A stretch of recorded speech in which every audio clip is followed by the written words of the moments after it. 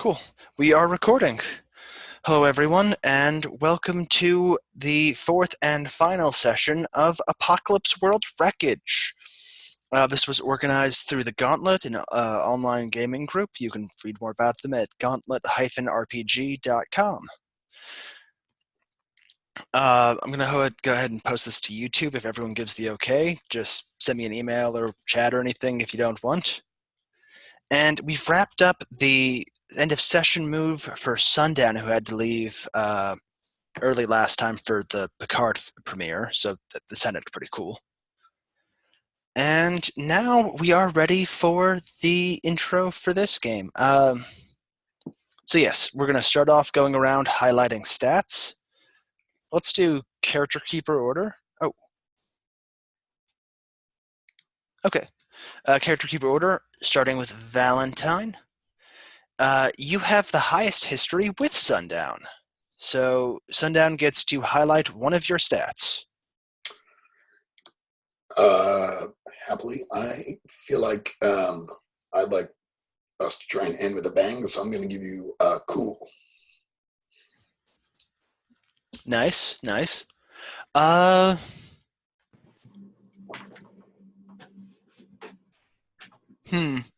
I'm not sure we've seen Valentine really cut loose so far this session. I'm going to give you hard. Next up, we've got Saffron. If that's okay, David, do you need a second? No, I'm good. Okay. Yeah, I'm frantically looking for my notes from last time, but I don't think it'll be that much of a problem. But, okay, so... Valentine has the most history on you, so they get to highlight one of your stats. Yeah, thank you. Okay, I will go ahead and highlight hot. Love it. Perfect. And I guess I will... I'm going to keep the hard streak going. I'm going to use it one day, I swear. You know what? Yeah, sure. Broken clock is right twice a day. Let's... Sooner or later, you're sure to make a hard move eventually. Okay. Jim is not here right now, so going on to Sundown. You have the most history. Valentine has the most history on you, too. Valentine gets around for a complete newcomer. Showed up a couple weeks ago. Yeah. I'm going to go ahead and highlight weird. Thank you. And I guess I will...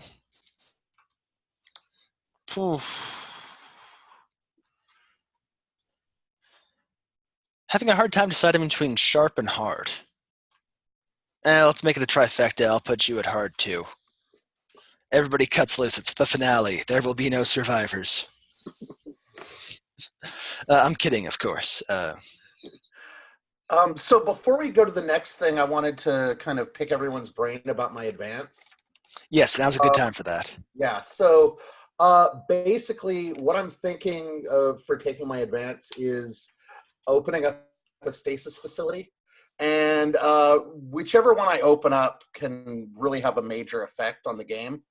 So the ones I'm thinking are release, which would let me release all the other people from stasis all at once or one by one.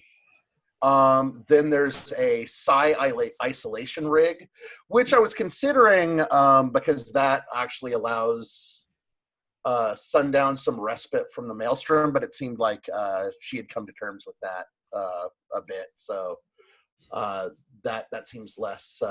And then there was archives, which would let me. Basically, I was thinking that would let me kind of potentially cement my hold on the cult through my access to military info and all that stuff. Or the final one is kind of the nuclear option, which is an armory, which includes 6 assault rifles and 6 suits of military body armor.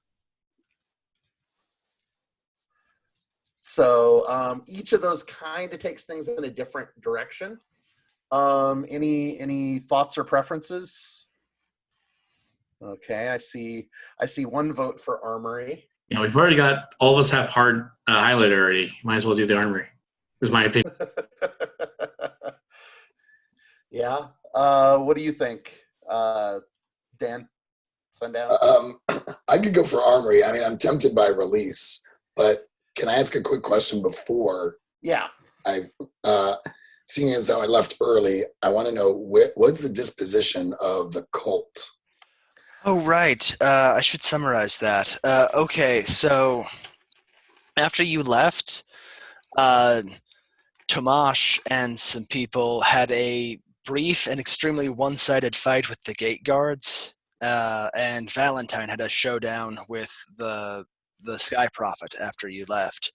So, what? I missed all the action. So yeah, the cult was driven off. Saffron lured a few over to join her bar, the Cage. They're staying there for now, and they will be paying you some barter and stuff for the privilege of hooking them up with a place to sleep and presumably some food. So we'll be getting to that with the lifestyle and barter section.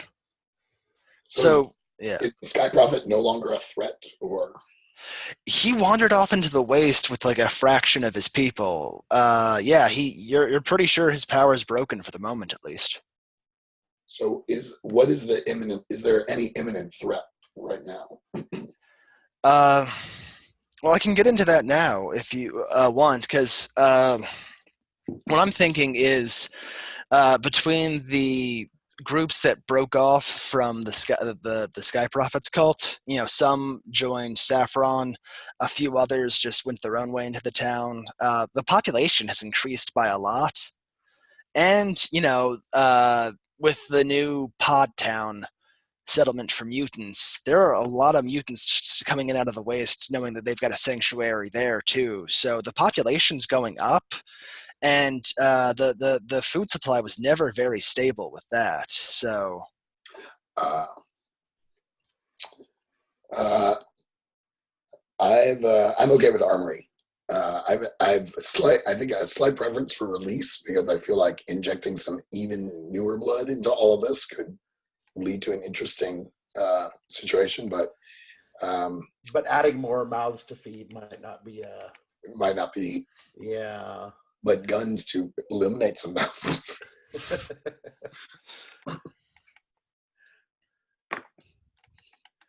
All right. Let me. I'll go with armory. That works for me.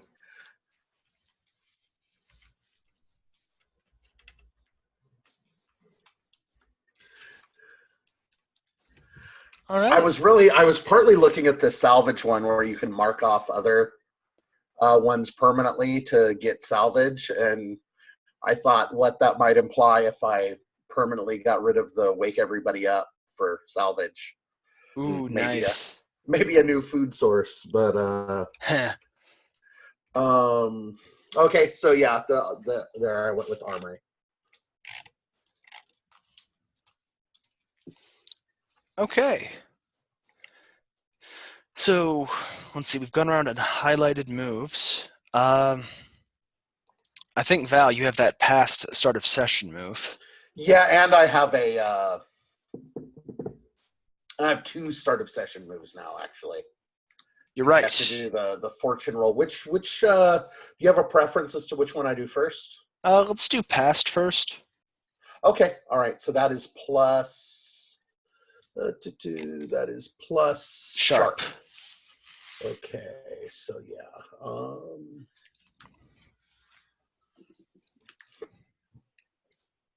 8. Oh no, sorry, 7. Yeah, same thing. All right. On a hit, you get to ask me one of those questions. All right. Let me take a look at them.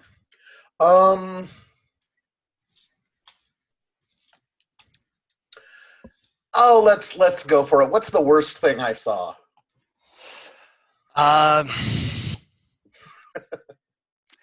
The capital ship of your fleet. It got hit with something, and it didn't explode. It burned from the inside out, and you got to see this fleet the size of Manhattan this ship the size of Manhattan just sort of come apart, burning as thousands of people are cast into the vacuum, still screaming. All right. So now the other one, that's I think my fortune is +1, so I'll go ahead and roll that. Alrighty. That is a 9. Nice. All right. On a 9, they have surplus, so you choose one want as well. Okay. I am going to go with growth and disease. Growth and disease. All right.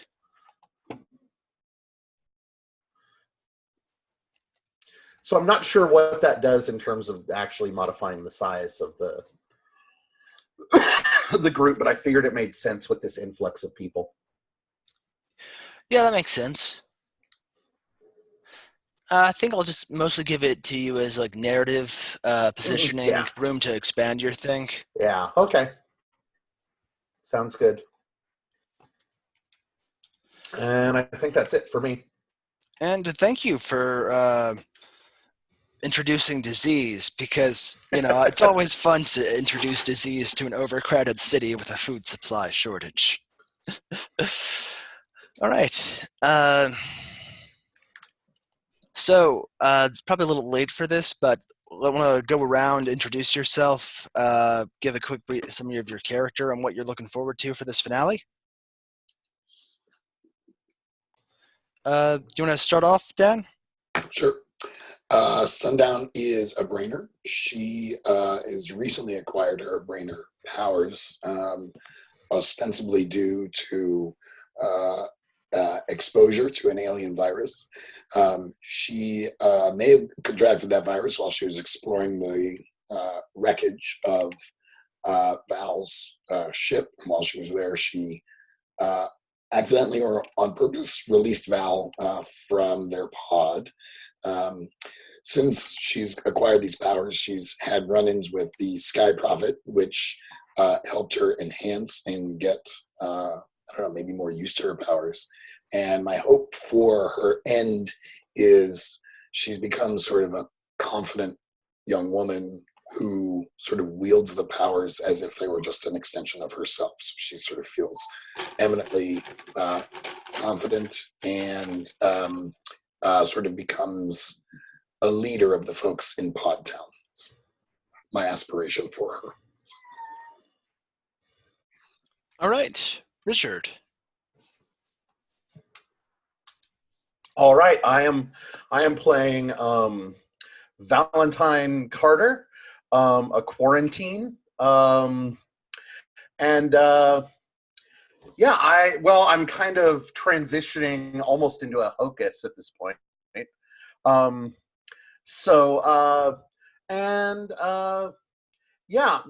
my character's largely been oriented on helping and being helped as my main focus. And I don't know, I haven't entirely decided how I want to break with this session, so I'm hoping it'll kind of come to me as we move through it. All right then, David. You're muted. There you go. I'm David. I'm playing Saffron, or Miss Saffron. Oh, Miss Saffron, if you're nasty, curse me. I can't believe I didn't make that reference yet so far. But no, Miss Saffron, she is the maestro. She is kind of taken over this, one of the only 2 distillery kind of bars in the area. She also, her place also features cage matches and a little something upstairs. She, maybe for the first time, I think, at least specifically in this fiction, at the beginning, her place was kind of threatened. I think she's trying to kind of find,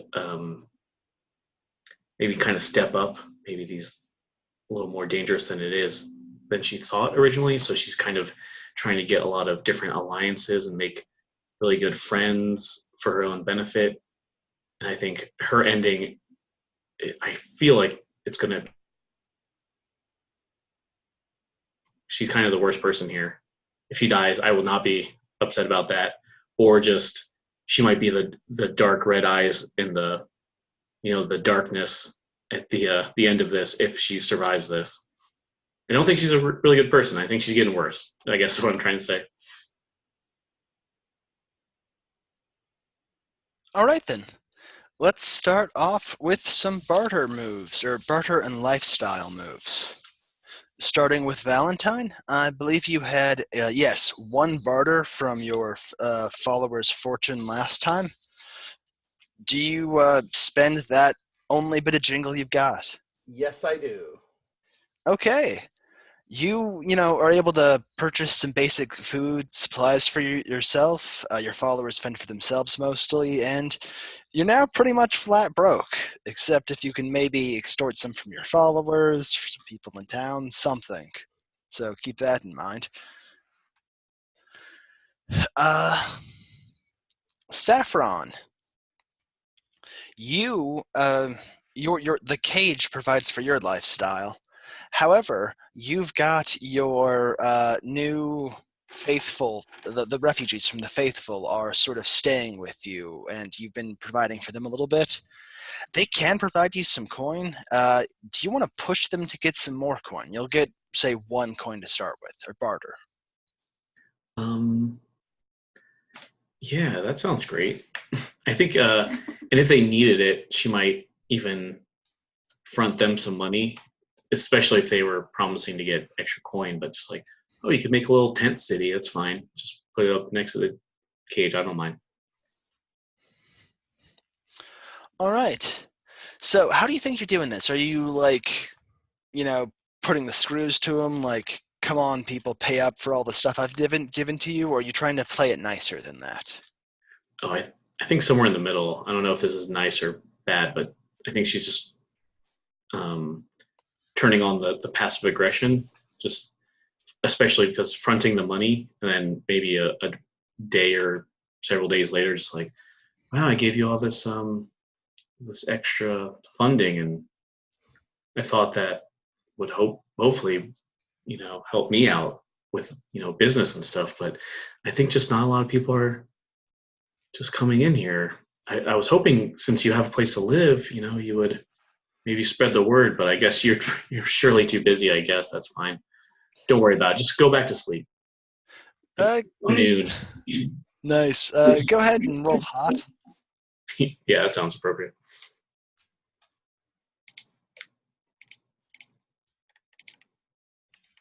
Oh, not very good. Let's see, a 4. Yeah, 6. Oof. Don't suppose anyone wanted to help her extort her new guests? I can't imagine you would, but maybe. Oof. Then yeah, they take badly to that. You still get to keep your barter, but your one barter, so you're now up to 3, I believe. Double Yeah, check. I was at 2 before.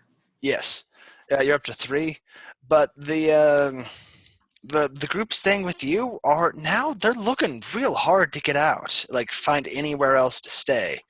And there are some other groups of faithful in town. There's Valentine's group. There's a third group of the radical one named Parcher, who Valentine's underling beat the crap out of in the cage fight. That's right. Yeah. Yeah, Parcher wasn't in shape to travel, so he ended up kind of staying in town along with a few of his friends. So it's a if I'm correct me if I'm wrong, but it's Hugo, Parcher, and then a bunch of like that kind of faction that stayed behind, right? Yes. Where's Hugo there? Yeah. Okay. Yeah, Hugo is sort of the de facto leader of your faction, who's drifting away from you. Yeah. Parcher is the leader of the scary ones. And Valentine is the official leader with Visage as your underling, de facto. Gotcha. All right, now Sundown. What about your barter? Oh, wait. Do you roll for your holding now? I'll be honest, I have no idea. Let's see. Yeah, actually you do. I think when you get the heart, I mean, I assume when you get the holding, you roll the wealth roll like the heart holder. So go ahead and roll plus hard. Oh, hey, and you get an experience for that.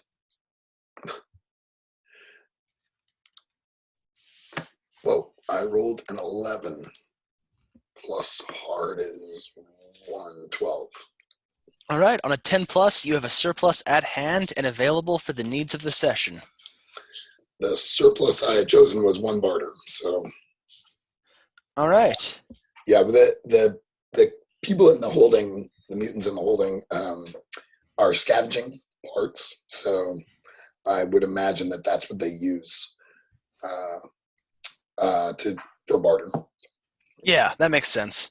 And I think you have had a few influx of mutants. They're not all like permanent settlement of settlers of Pod Town, but it's a safe place they can wait out for a couple days, get a hot meal, warm bath, whatever.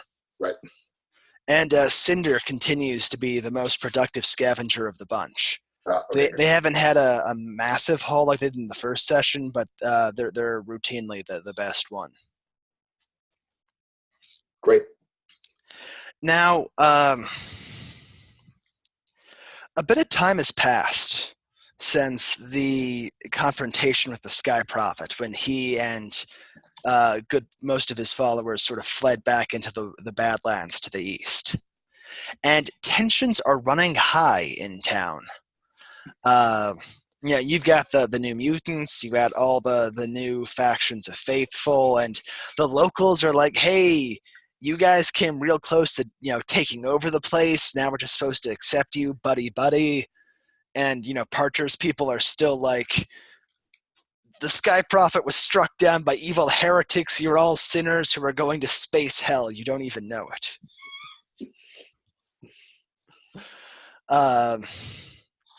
Not to mention when Rice was supplanted, he was taken out of control of his, hydroponics, the biggest grain farm in the area. Kettle took the place over, but now the place is having a bit of a having a real hard time feeding everyone and providing enough grain for liquor for both the good place and the cage. So that's running tight again. Anyone have any scene in particular where you'd like to start things, or I could hard frame some scenes? I do. So I am going to meet with Miss Saffron, and basically, like, I come into the cage with like a bundle over my shoulder, and ask if we can talk in your office. A quick question. Yeah. Have you already discovered your armory with the? Yes. Excellent. And are you still wearing your old fatigues and stuff? You're not coming. I have. Well, actually, I already have this armor and assault rifle. Like, I have my own that came with in character gen. Oh, right. So yeah, I've had that all along.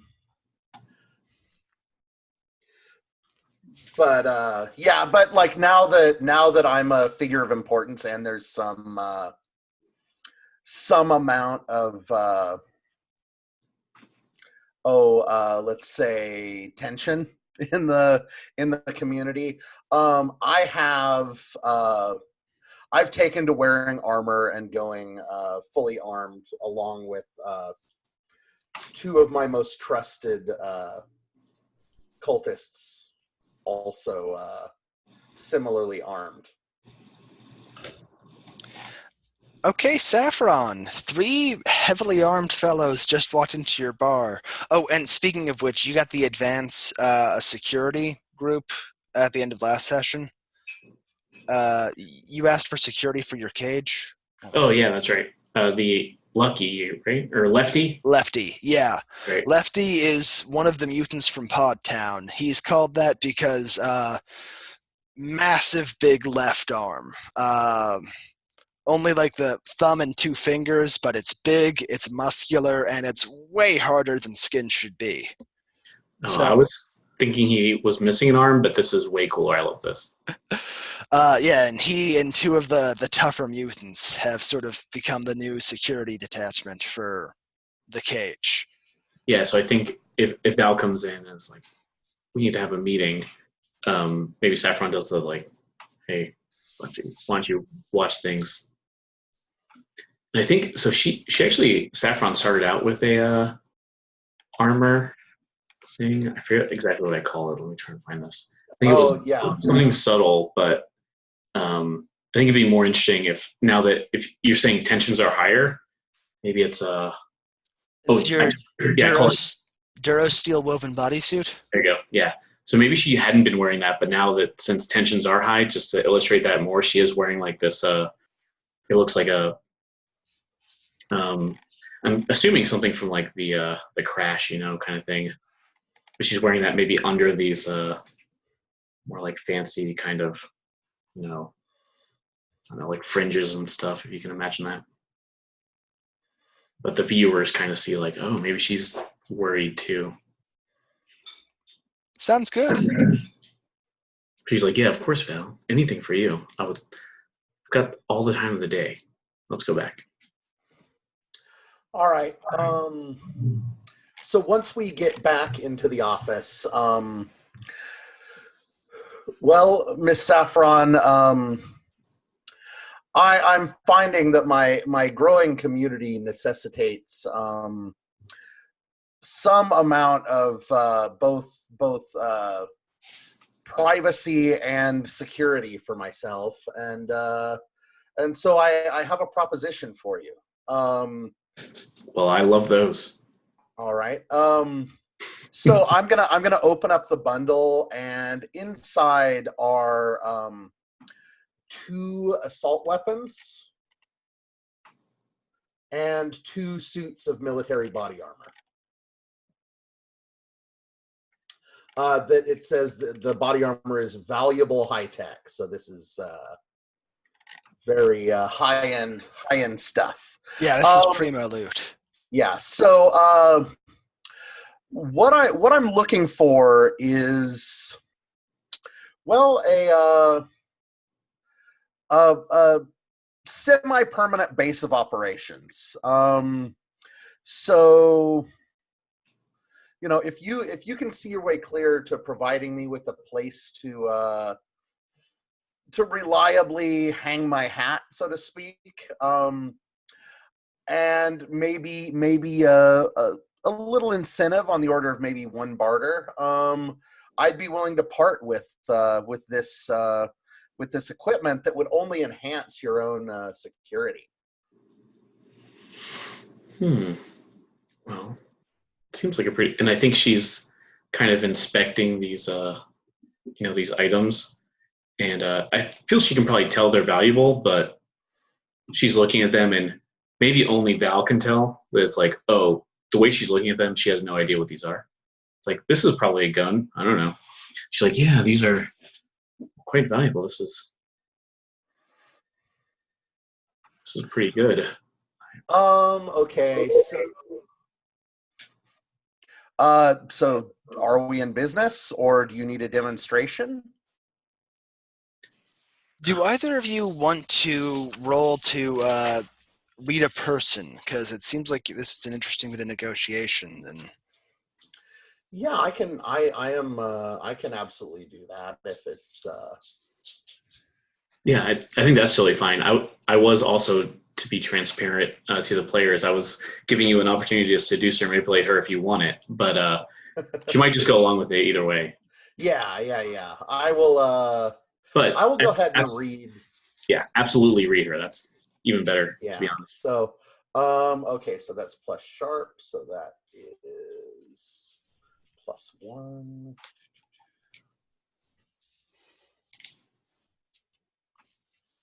That's a 9. Hmm. If I help you, I get XP, huh? Yes, you can help them read you for XP. Oh yeah, that's true. Um, Do I want to do that? that'll just let me answer or ask you what, 2 questions or 3 questions? 3 questions, yeah.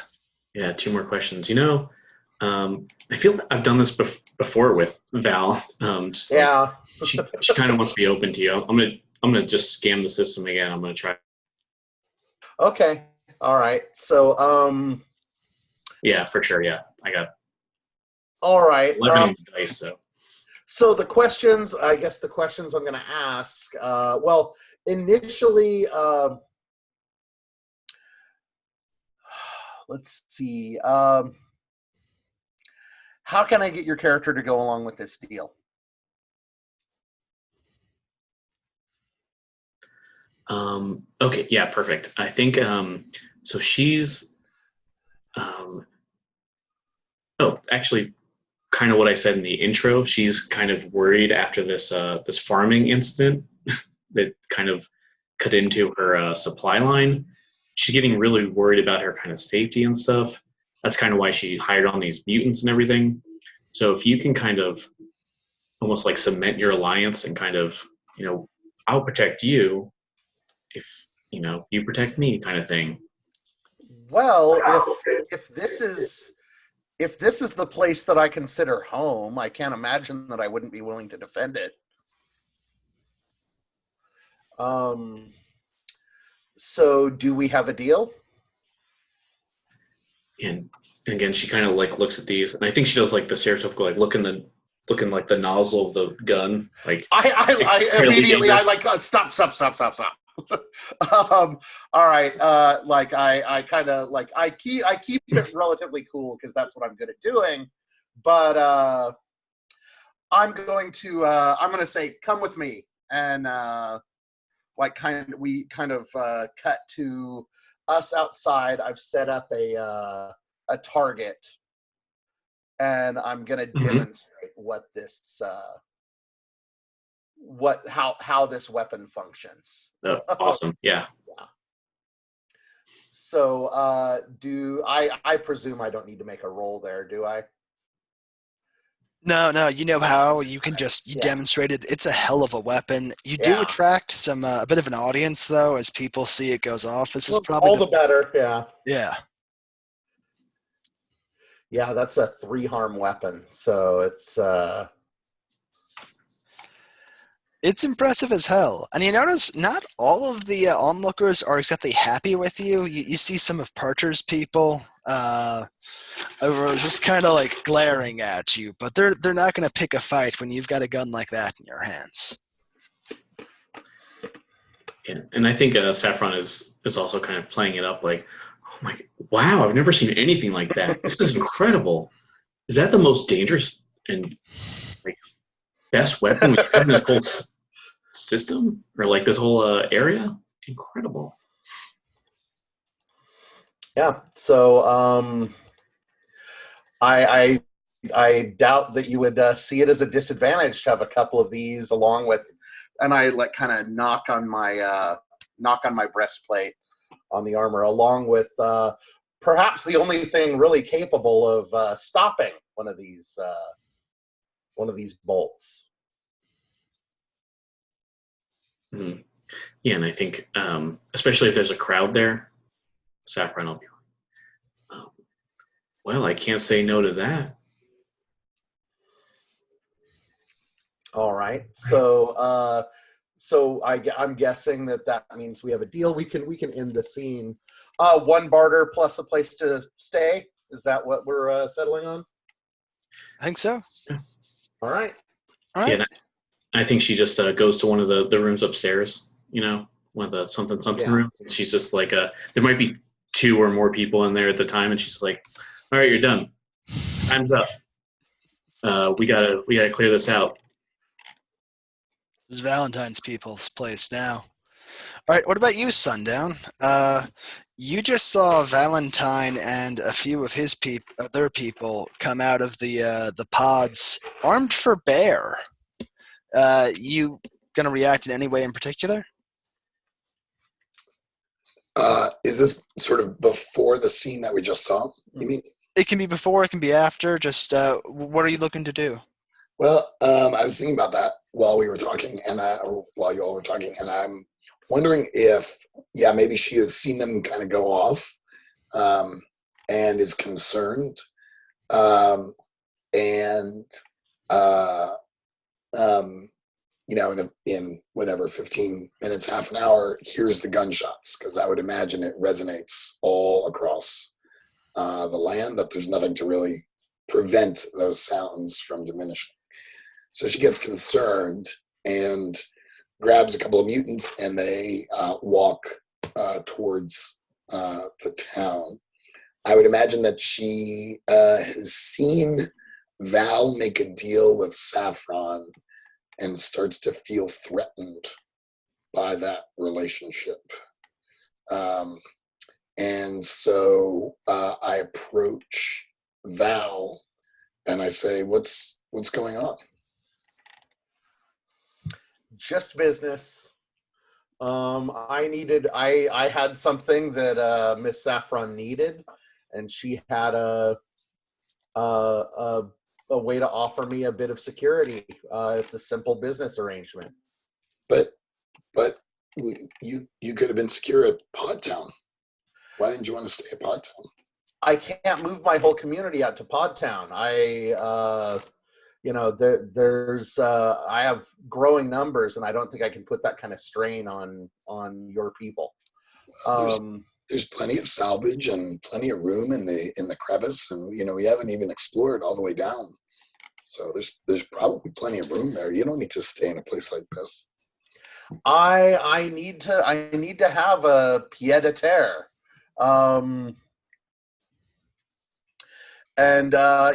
This doesn't mean that I won't be in Podtown occasionally or even often, but this is where a lot of my people are, and a lot of things that demand my attention. So this is, and it's I think that having a friendly influence in both communities can only be good for everybody. Well, but I don't trust Saffron. I don't think it has your best interests in heart the way I do. I don't trust Saffron either. But I think that as they say, keep your friends close and your enemies closer. Who says that? I've never heard anyone say that. I'm seeing David chat in the chat. Do you want to do your hypnotic move, and let's see if that influences this conversation at all? It's not the hypnotic move in this case. It's the sex move. Oh, this. Yeah, the Maester D's sex move is anytime you hook someone up, you trigger the sex move. Oh, interesting. Yeah. I was thinking the hypnotic too, but I already have a hypnotic hold on Val. That's probably why that meeting happened to begin with, I bet. Point, yeah. But yeah, I keep forgetting, the Maester D, whenever they kind of hook someone up with something, they trigger the other person's sex move that they did it with, and I kept forgetting until right now. I don't know if that qualifies or not, but we can deal with that in the future if you want. Well, you would just get to ask me a question. That my sex move is pretty lightweight. Oh, okay.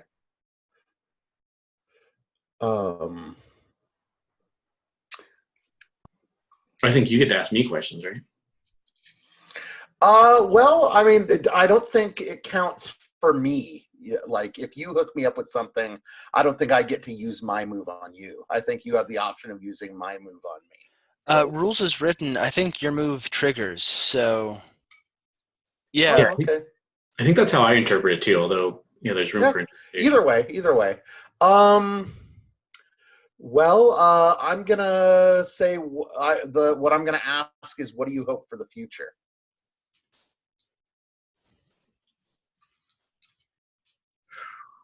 Or actually, I need to roll sharp, don't I? You do, yes. Yeah. Oh, yeah. Okay. Okay, good. Yeah. I'll continue thinking of that though. What's my sharp? My sharp is 1, I believe. Yes, so I failed. Okay, then. If you fail, you take -1 history with each other. All right. Yeah, Saffron, tell me how that part of the conversation goes badly. Sounds like you don't want to tell me that. You are a private person. Yeah, maybe hmm.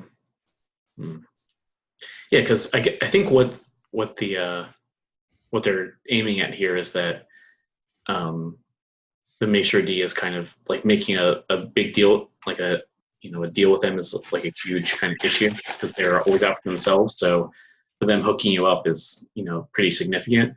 So maybe after that you're just like I don't know, and you can help me out here, Richard, but maybe it is something just like, well, now that we're kind of in cahoots, here's some questions. Let's get to know each other better. And she's like, well, I didn't sign up for this, and just like, sure, yeah, and just giving you like a very one word general answers, and just like, well, I gotta get back to the bar, thanks, but Yeah, I think that I think that maybe Val's read on it would be that like we both realized how like it we had a pretense of it being guileless and friendly, and like just something kind of our hands. I already did my adjustment on Saffron. So this kind of tipped both our hands that like we have a little bit less trust with each other as a result. yeah, I like that. Yeah, it's just like this is clearly a deal going down, and like as much as we're pretending that it was friendly, it's we both kind of went away thinking that we have to be a little more circumspect with each other. Oh, and you know what? If you're okay with this, I remember our original HX move. I had that you were the most attractive of the Yeah. people. So maybe even Saffron kind of plays her hand like she's a little too flirtatious, and you're like, oh, I'm not okay with this. This is kind of Yeah. Okay. So I kind of supposed to rebuff be you a business. little bit. Yeah. Yeah, that could Like work. you kind of imply that there might be more to me being on site, and I don't respond as enthusiastically as you might have wanted. Yeah, especially because you're kind of taking over Bordello basically up there. Yeah. It's like, oh, I see. It's closed for business now. I get it. Well, I guess that's fine. So, sundown, Valentine's getting closer with Saffron, but there's still some daylight between them. Yeah, I feel like I want to take advantage of that. Um, so I said, she can't be trusted, and I say, is there anything I can do to assure your safety, Val? I mean, you've got all the guns and everything like that, and I get that you know how to use them, but in this town, it's going to take more than guns to protect you. Well, I can only trust the goodwill and good lookout of the people who have my back. You have my back, right, Sundown? Yeah, but I'm wondering if I should maybe spend some time. Is Saffron there, or Saffron, have you gone back? No, I'm presuming this is a separate conversation. Okay. So I'm not gonna go. I don't trust Saffron. Yeah. Right? Like So yeah, this is like a little later. We're having an you aside. kind of buttonhole me. Yeah. All right. So I'm wondering if I use some of these gifts to see what Saffron's really up to. See if she will live up to her end of the deal. I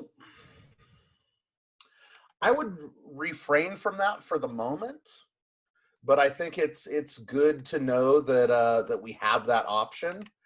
But I think that as long as Saffron sees an advantage in keeping her deal, she's going to play along, and as long as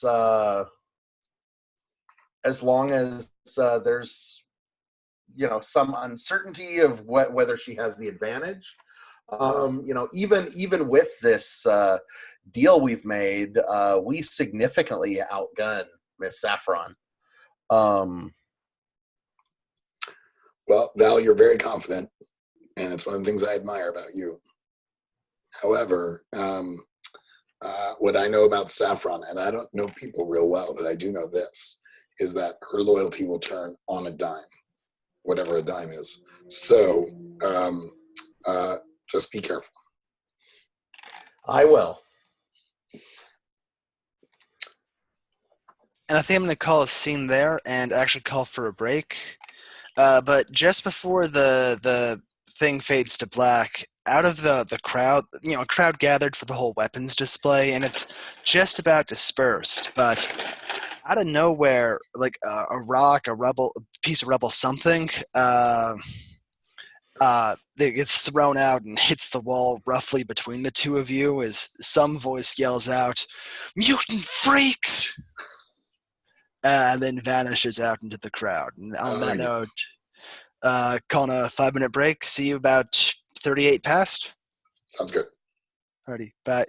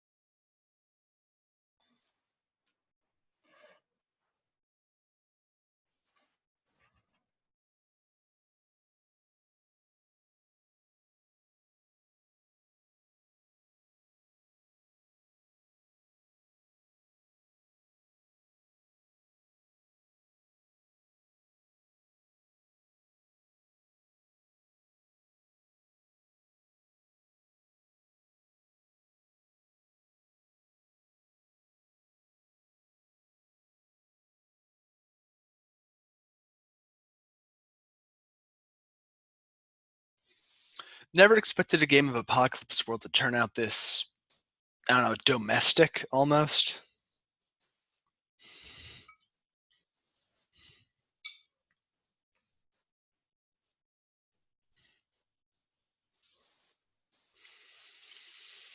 I tend to pull it into the social game when I play, so I can see that. It's nice to try out. Have either of you played Hearts of Wulin? No, been wanting to. It is so good. I played once on which was great. And I played with Jim Crocker and Shane, and so they just knew the game real well. And I've been GMing it for my face-to-face group, which is basically me and my friend and our spouses. So it's like, and there is a dislike of combat in general. And this game is all entanglements and relationships and stuff like that. It works so beautifully. So Nice. Always good to have a game with good social moves and stuff. I remember like a decade ago, I was reading like the new Fate system, and it's like this game treats social interaction like combat. And at the time, that just seemed like brilliant. And now I'm like, actually, that doesn't work super great, does that? My partner informs me that's patriarchal. I mean, he's not wrong. Hey, David. So, if it's all right, I think I'm going to hard frame a scene with you, Sundown. Cool. I think while you're still in the main settlement, Cinder comes up to you. right. Has the rock been and the hate speech been thrown? Yes. Okay. Yes. This is a bit after that. How All did you react to that, by the way? right. I think I'm cynical enough where I sort of am expecting it, but I'm also a little disappointed because I felt like we had been doing good work in the community to elevate the plight of the mutant. So sort of a mix of like, well, here we go again. And I feel like maybe she's almost tapped in enough now to the maelstrom that she almost anticipated it. It wasn't a premonition, but it was sort of like just had this feeling that this sense from the crowd that something was going to happen. So immediately she turns to look to see if there are any mutants around that she might need to protect or look after. No one's right there, but I think Cinder shows up close enough that they had to have heard someone yell that. Okay. Cinder's anyone here from the town?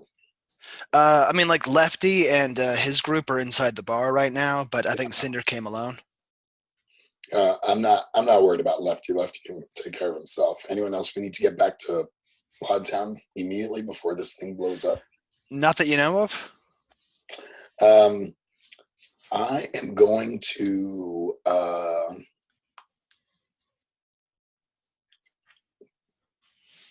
I think it's open my mind and see if I can pick out the person who did that. I assume Okay. I'm assuming it's not obvious from the crowd who did it. No, they kind of just vanished into the crowd. Yeah, you can just open your brain, yeah. That's what I'm going to do. So I'm going to roll weird, and something interesting might happen. My weird is 2. So rolling. And I rolled a 9 plus 2 is 11. Oh, nice. Yeah. MC gives you good detail. Yeah, you reach out with your mind, and you see it clear as day, like a sort of slow mo rollback playback. And what you see is, you know, middle-aged man, little down on his luck, clothes a little worn. But the thing that stands out is it's his eyes are bloodshot, his like cheeks, just all the blood vessels broken. There's a little tremor in his hands. It's the guy's going through alcohol withdrawal, Mm. and you recognize him as Rolf Ball, who Sure.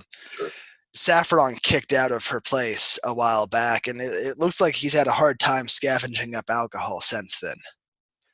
And more than that, he doesn't. You don't just see him throw the rock. You see Parcher and their people like giving him a nod, like, "Come on, do it, prove it."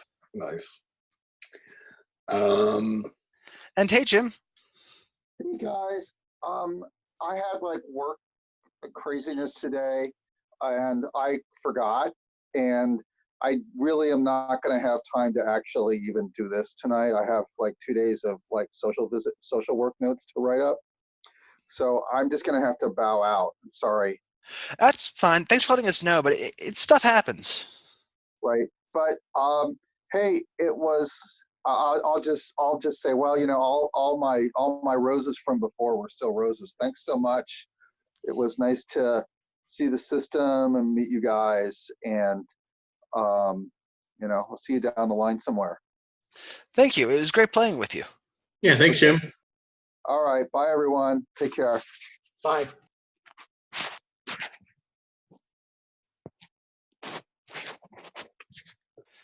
Okay, so that's the vision you see. How do you react? I I don't think she's mature enough yet where she would see this as an opportunity to educate them, and instead sees this as an opportunity to teach them a lesson. So she's not really a compassionate person, sadly. So I'm going to use my direct brain whisper projection to go aggro without going aggro. You need to have eye contact, and Rolfall kind of vanished into the crowd.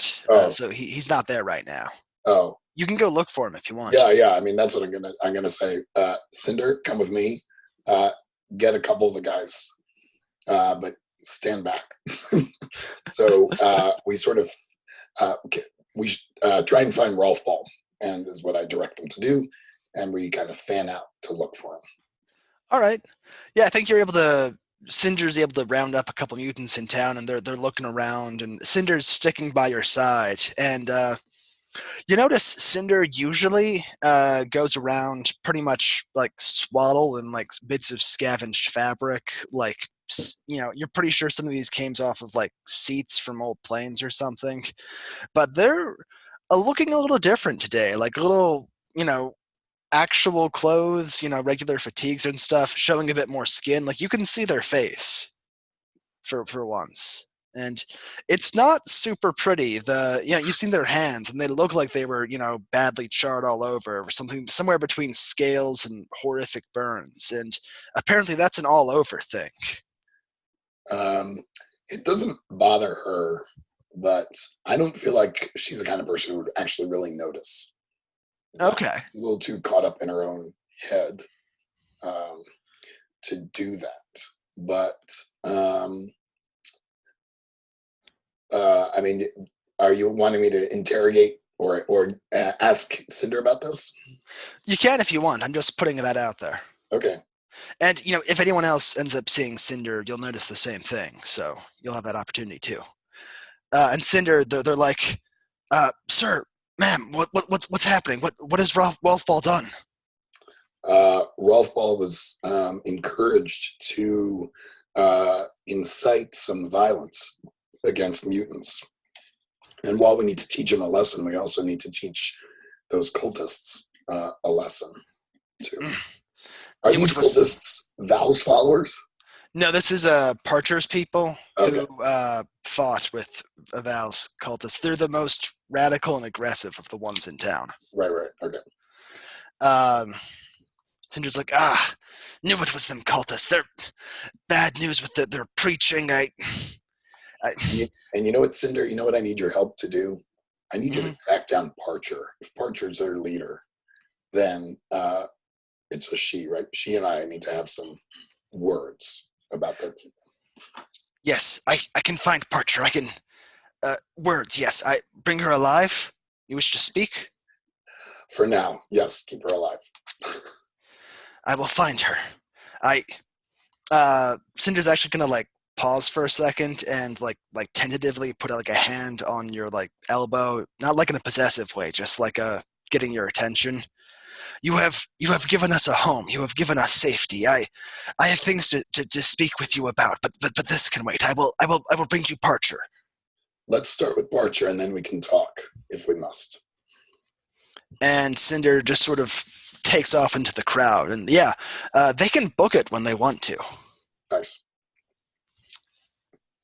Meanwhile, I'm looking for Rolf Paul. We can jump straight to that scene. Does anyone else want to? Valentine, Saffron.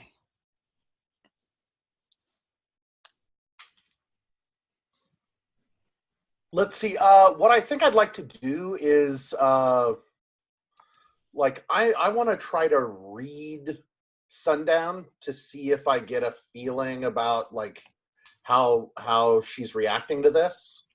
That's fair. I mean, you were there. You saw her kind of like Right. gaze off in a second while she got the vision, and then just take off with Cinder. Right. So I'm trying to see if I can, like, what kind of sense I'm getting, whether I can tell that she's ready to run off. And okay, so God, I wish someone had marked sharp. That would be a 9. All right, you're reading a person, right? Right. You get to ask one of those questions. Okay, what does your character intend to do? And I basically already know the answer to that. So I'm gonna say from that role that I have a feeling that Sundown is about to do something fairly rash, but I kind of give her some distance to do what she's doing, but I'm kind of trying to stay in her vicinity to make sure she's not getting herself into too much trouble. I feel like, again, since she's sort of tapped into the crowd and people around her and stuff, she's sort of walking, looking around for Rolf, and then she sort of pauses, looks up, and turns and looks straight at Val and says, "What are you doing?" I'm walking in a public space. You're watching me. I have business that does not involve you. It was my impression that we weren't particularly bothered by how much the other party wanted us around. So I have no intention of getting in your way. I'm just I'm just here. You saw what they did. You heard what they said. I did. And I'm not telling you what to do. I imagine that whatever you're doing might cause some trouble, and that trouble might be bigger than what you're prepared to deal with. I'm prepared to deal with all kinds of trouble. I know that. All right. And I'll be right here. So you're doing a sort of cat and mouse thing with Rolf Ball, and when you're chasing someone down like this, you roll plus cool. I noticed that Valentine has a much higher cool than Sundown. Valentine, would you be willing to do the hunt for her? If Sundown wants my help.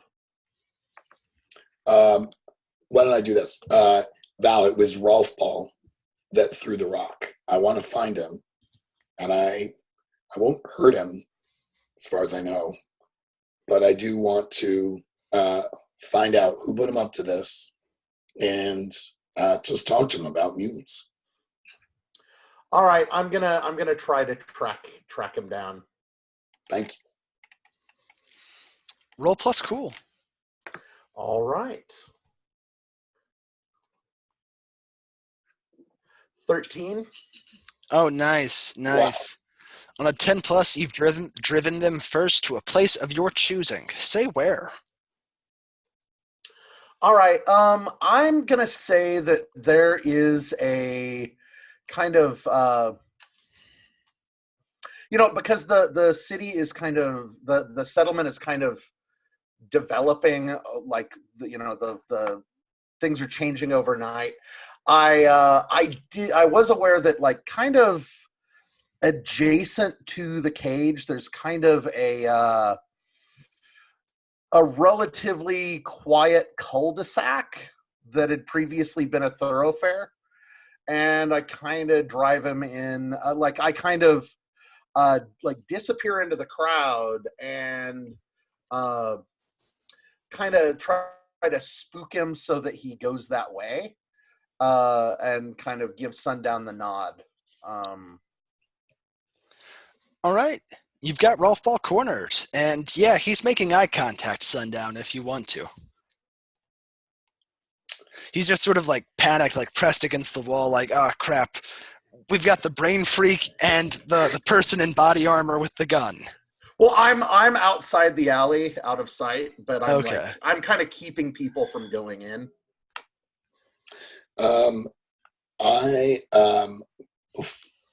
Before I go aggro, wait, let me see. Yeah, I kind of want to try and manipulate Rolf Paul. And what I want him to do is tell me who put him up to this. All right. And the reason is so I don't blow his brains out with my brain. If you're being nice about this, you'll be rolling plus hot to manipulate. If you're being very threatening, you'll be, the direct brain whisper, the going aggro, pretty much with weird. Yeah. I'm weird. Alrighty. Be that threatening, scary person who can kill you with your brain. I rolled a 9, so that's 11 with weird. Force your hand and so Rolf Ball can either force your hand and suck it up or cave and do what you want. Rolf Ball is not prepared to die for this cause. I'm sorry. I didn't mean to. Please don't kill me. Please don't kill me. Don't burn my brain. Why are they trying to stir up the mutants? It's not just the mutants. Parchers people, the truly faithful. They want to finish with what the Sky Prophet started. They just. It's not just the mutants. They're after you, not the visible mutants. The ones you can see. Those freaks like Cinder and Lefty. I mean, hell, I don't even think of you as a mutant, but that they say you took out the Prophet, so you need to die. They want you gone. They want Saffron gone for peddling her poison. The fucking booze that ruined me. The Valentine for the false prophet. They're looking for a coup. A massacre.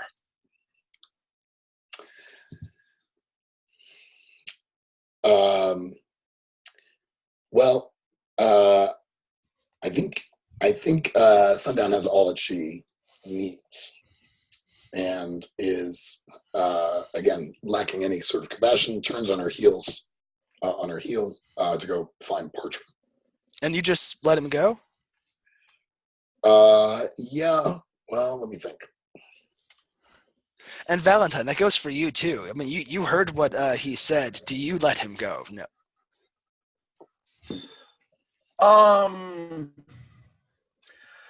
I am going to.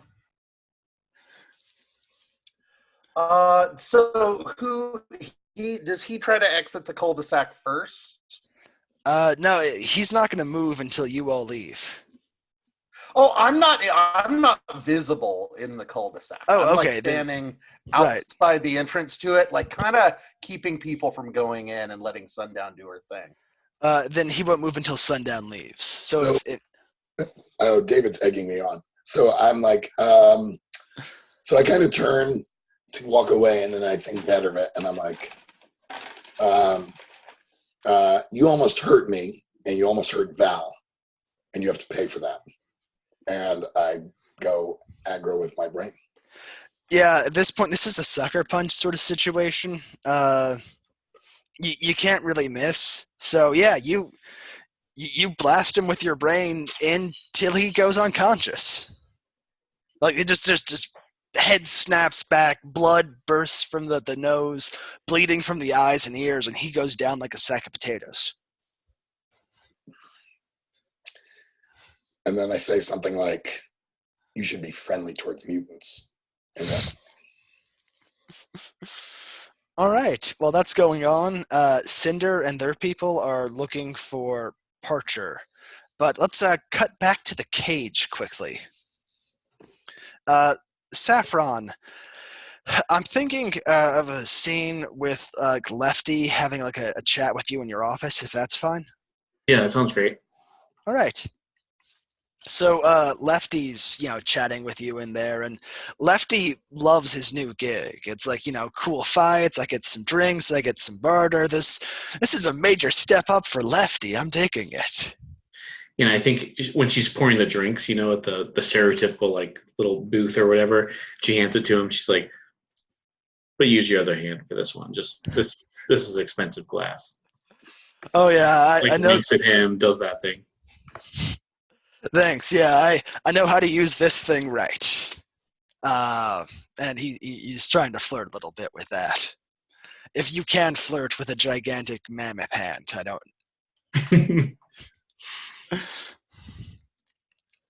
I don't think you could avoid it. Yeah, you have to.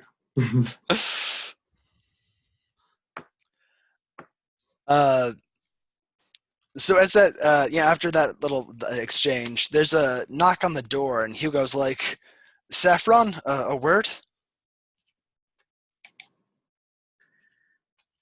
Yeah, you know what? Man, this is interesting because I really want to hypnotize Lefty.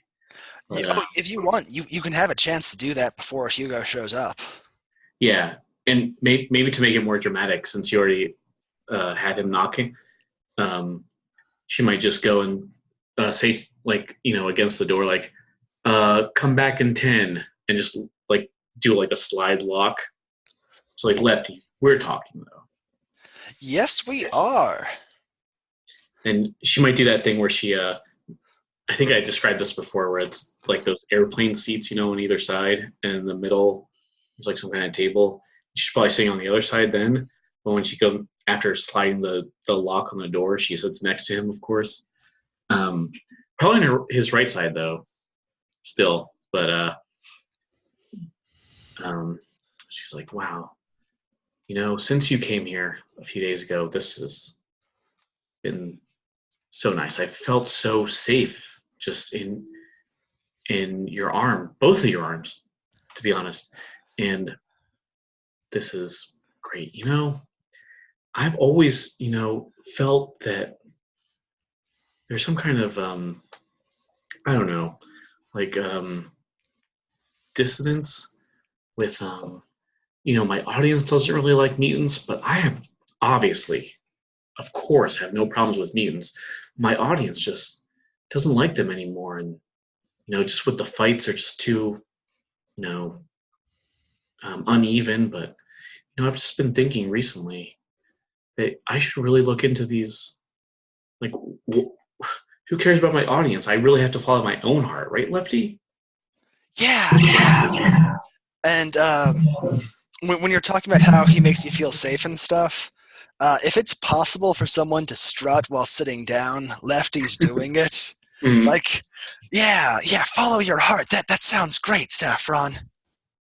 Yeah, and I think just be like in like a level back. I think just to put this all on the table, this is mostly like the the real liberal situations. Like, wait, mutants can profit me? This is amazing. So she's like, yes, mutants, absolutely, I love them.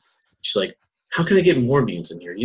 There's this other competition that has mutants they just want to drink there, but they could drink here. I don't see why not. So strange. And I hope, you and your two friends that came to help me out, hopefully that'll be the bridge that can help everyone come here. Yeah, is anyone else hearing an echo? Oh, is it mine? That I'm not, so it's probably me. I'll Okay. switch headphones in a second. Sorry. Lefty's like, yeah. When he first showed up, that Toyota gal, she gave us a little trouble, but I settled her out nice. So, if you want some more, more of my kind coming over here, I can put the word out. Hell, if you want the good place to have a spot of trouble, Lefty can take care of that. She is real into that. Yeah. You can still hear me, okay? Right? Is that better? Yeah, I can hear you. Okay. Is there echo still? No, I don't hear it anymore. Okay, it was probably me. Absolutely. Sorry. Yeah, she is absolutely into that. Yeah, she's kind of now that especially since that Rice situation happened, where the good place was getting more, or they chose the good place over her. She's like, they have to get out of here. So all the mutants need to come to her. So she's down with that. I don't know I guess we can do hypnotic if you want at this point, but. I'd go ahead and roll for that. Just yeah, it's a hot. Yep, you did a good job of building a character around hot. What'd you roll? Well, very poorly. Let's see, a 5. Okay, 7. Yeah, barely made it. Barely counts. All right. So on a 7 to 9, you hold 2. I'll add that to your list. Yeah. Okay. And just as you finish that, Lefty knocks on the door. Do you let him in this time? Oh, Hugo, you mean, right? Sorry, Hugo. Yeah. Yeah. I got you. Yeah. After that, maybe she'll. Maybe I'll kind of drive this home. Maybe she stands up and takes his empty glass down, and then goes back and just maybe she just does the on his left hand though this time, his left arm. She's like, well, you should probably get back to work. She's like, let Hugo in on your way out. Hugo, or Lefty opens the door and does this dramatic come on in thing, and Hugo gives him a bit of a glare as he comes in because Hugo realizes he's not your favorite anymore. In fact, Hugo's kind of been souring on you lately, not least because your hypnotic hold has been spent on him. Yeah. And he's like, look, Saffron, there are problems. Hugo, calm down. Just have a seat. Let's talk this out.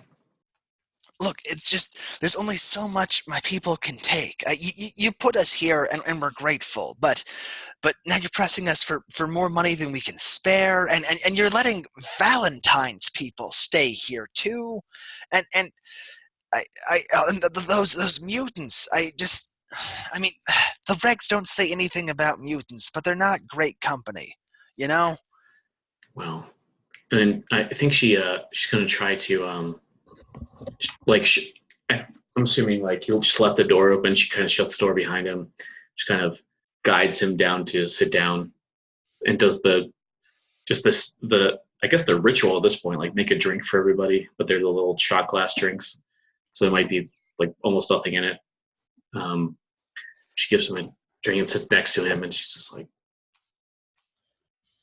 and it probably takes a long, a minute ish between that, so there's silence until then. She's like, Hugo, I understand that you're very frustrated. Val is a very good friend of mine. I sense there's some sort of, I don't know, animosity between you two. I don't fully understand it, and I don't want to. Honestly, you two are some of the most, I don't know, influential. You're some of the best leaders that I've ever met. I've been reading this copy of the regulations that you gave me a lot, and both of you, I think, I mean, you understand them so well, and so I just wish I could understand or figure out a way that you two could come together. I think you're better friends than you are enemies. Don't you think? Okay. Are you trying to read a person or manipulate him? That's a great question.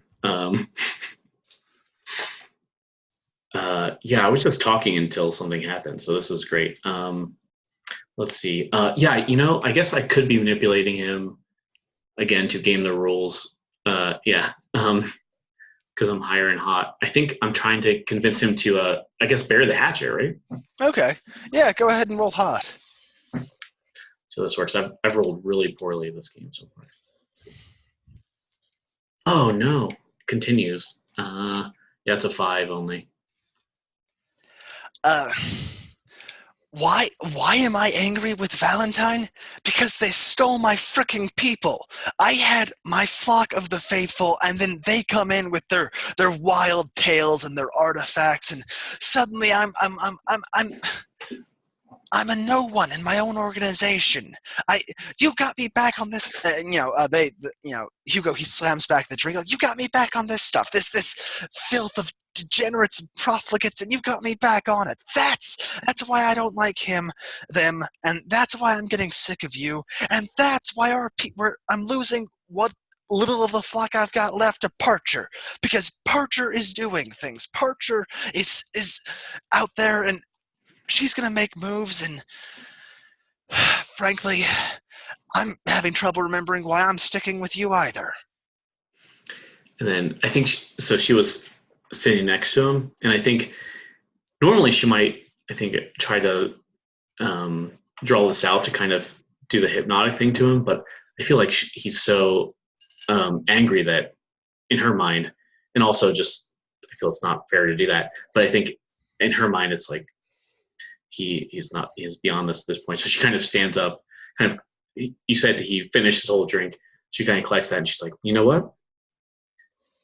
You're not wrong." And she kind of puts her back to him, and is like putting the drinks away, and turns around, does like the stereotypical, like, leaning back on this. I assume it's like a wheeling kind of aura thing. I'm sure they exist in real life, and not just TV. But she's like, Saffron says, "Well, I mean, I'm really sorry to hear that, but animosity has a really good value here. And you know where? It's in the cage. If you have a problem with somebody, why don't you sort it out in the cage? Everyone can see who's right and who's wrong. I know regulations, they say it's barbaric, but we're living here now. And I think if they were here, the captains and the admirals would probably agree with me. There's one way to sort it out, isn't there?" I'm sick of playing at your little blood sports. Now, I think next time I shed blood, it's going to be in a real fight. And with that, Hugo sort of storms out of the cage, and a good number of their people follow with them. Yeah, that's fair. Yep. Okay, cutting back to you, Sundown and Valentine. I think while this was going on, Cinder and their people were going after Parcher, yes. Go ahead and roll hard, to seize by force. This is to represent how they fared in your absence. Okay. Stand by. 7 plus 1 is 8. Okay.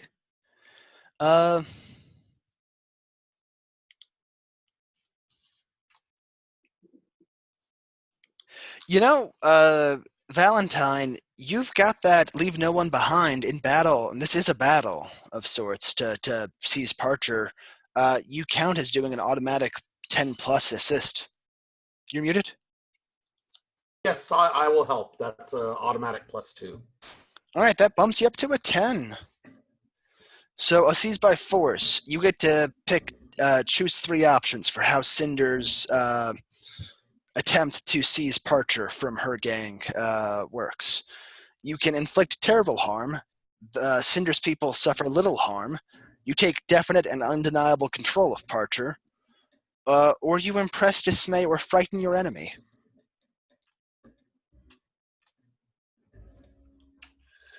Um, I'm gonna pick inflict terrible harm.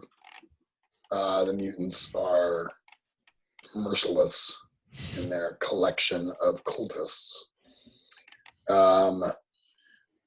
What do you think definite and undeniable control of it means in this circumstance? They've got Parcher. They've got like hands tied behind her back, bag on her head. Definitely. Yeah. And maybe impress, dismay, and frighten or frighten enemy is they've also collected a few of Parcher's people as well. Is that fair? And I think to be more like shock value, like you've scared them. You've put the fear of you into them. Okay. All right. That's good. Okay. And I think Valentine, to represent you helping out, pretty soon after you dealt with Rolf Ball, one of Cinder's younger mutant friends shows up. Let's call her Limper. She's, a little thing, about 12, with a leg that's one leg at least a few inches shorter than the other. Runs up like, "Hey, Valentine, Officer Valentine, we found Preacher and we could use your assistance." All right. So I will follow her. And you don't have to roll. You can just describe how you do, like covering fire or something. Yeah. Well, basically, as soon as it starts to escalate, I just kind of make a show of force, like because I imagine that I'm pretty seriously outgunning anybody in this conflict. So like I kind of just I'll say I fire one shot overhead. So as soon as you do, the fight quiets down pretty fast. Like no one wants to pick a fight in front of the person with the assault rifle. But the initial clash before, like you set off the shot, was pretty brutal. I mean, Cinder just took a loose brick to someone. It's they aren't all fighters, but when you get them angry, they can do fairly well. And with you covering them, Cinder just sort of drags Parcher over, like hands tied with a bit of like steel wire or something. You've got her, definitely. Like, yes, Sundown, ma'am, Sundown, I bring you the Parcher. Shall we go talk somewhere? Let's stay right here. I assume we're sort of in the middle of town. Yeah. Actually, do you want to be inside, in like sight and hearing range of Parcher's people, or out of range of that? I'm having trouble picturing the scene, but what I'm imagining is like there's that there was a lot of commotion trying to gather Parcher up, and so now another crowd has gathered. Yeah. As Cinder and the Mutants, which is a new rock band apparently. Cinder and the Mutants has gathered up, has pulled Parcher out, and basically brought her in front of me, kind of threw her down in front of me. Yeah. Okay. And that Val's gunshot was really just to quiet the crowd or sort of get stop the fighting that was breaking out.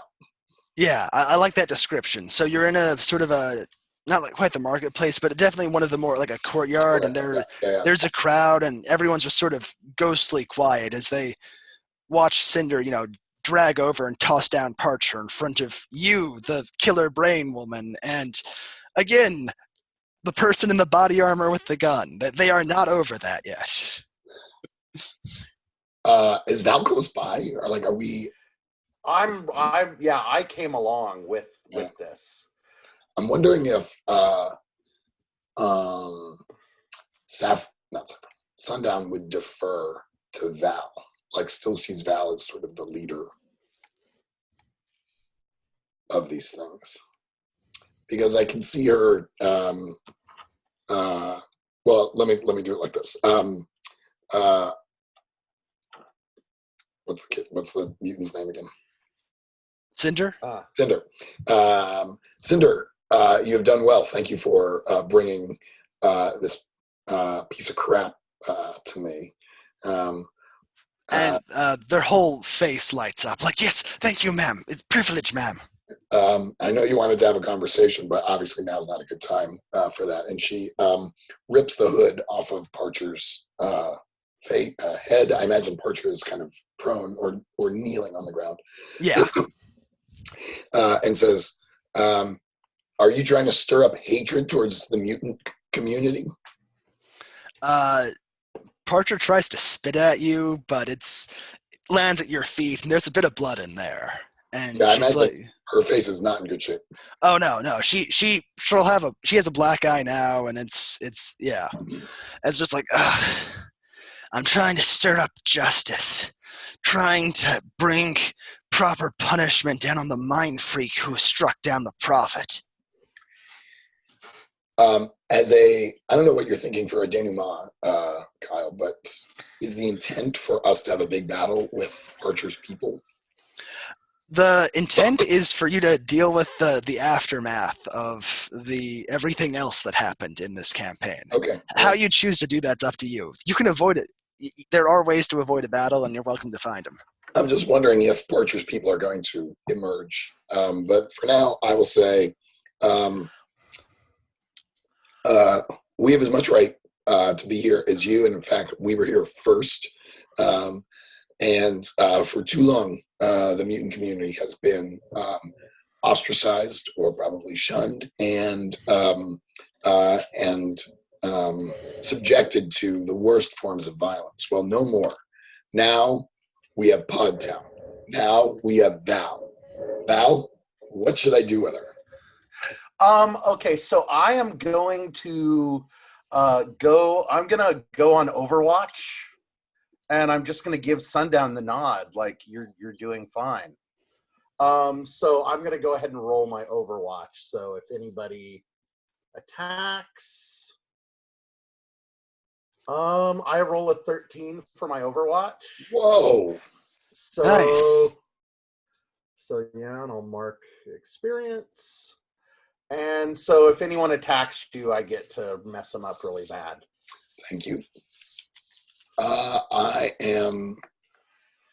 take the nod to mean blow her brains out.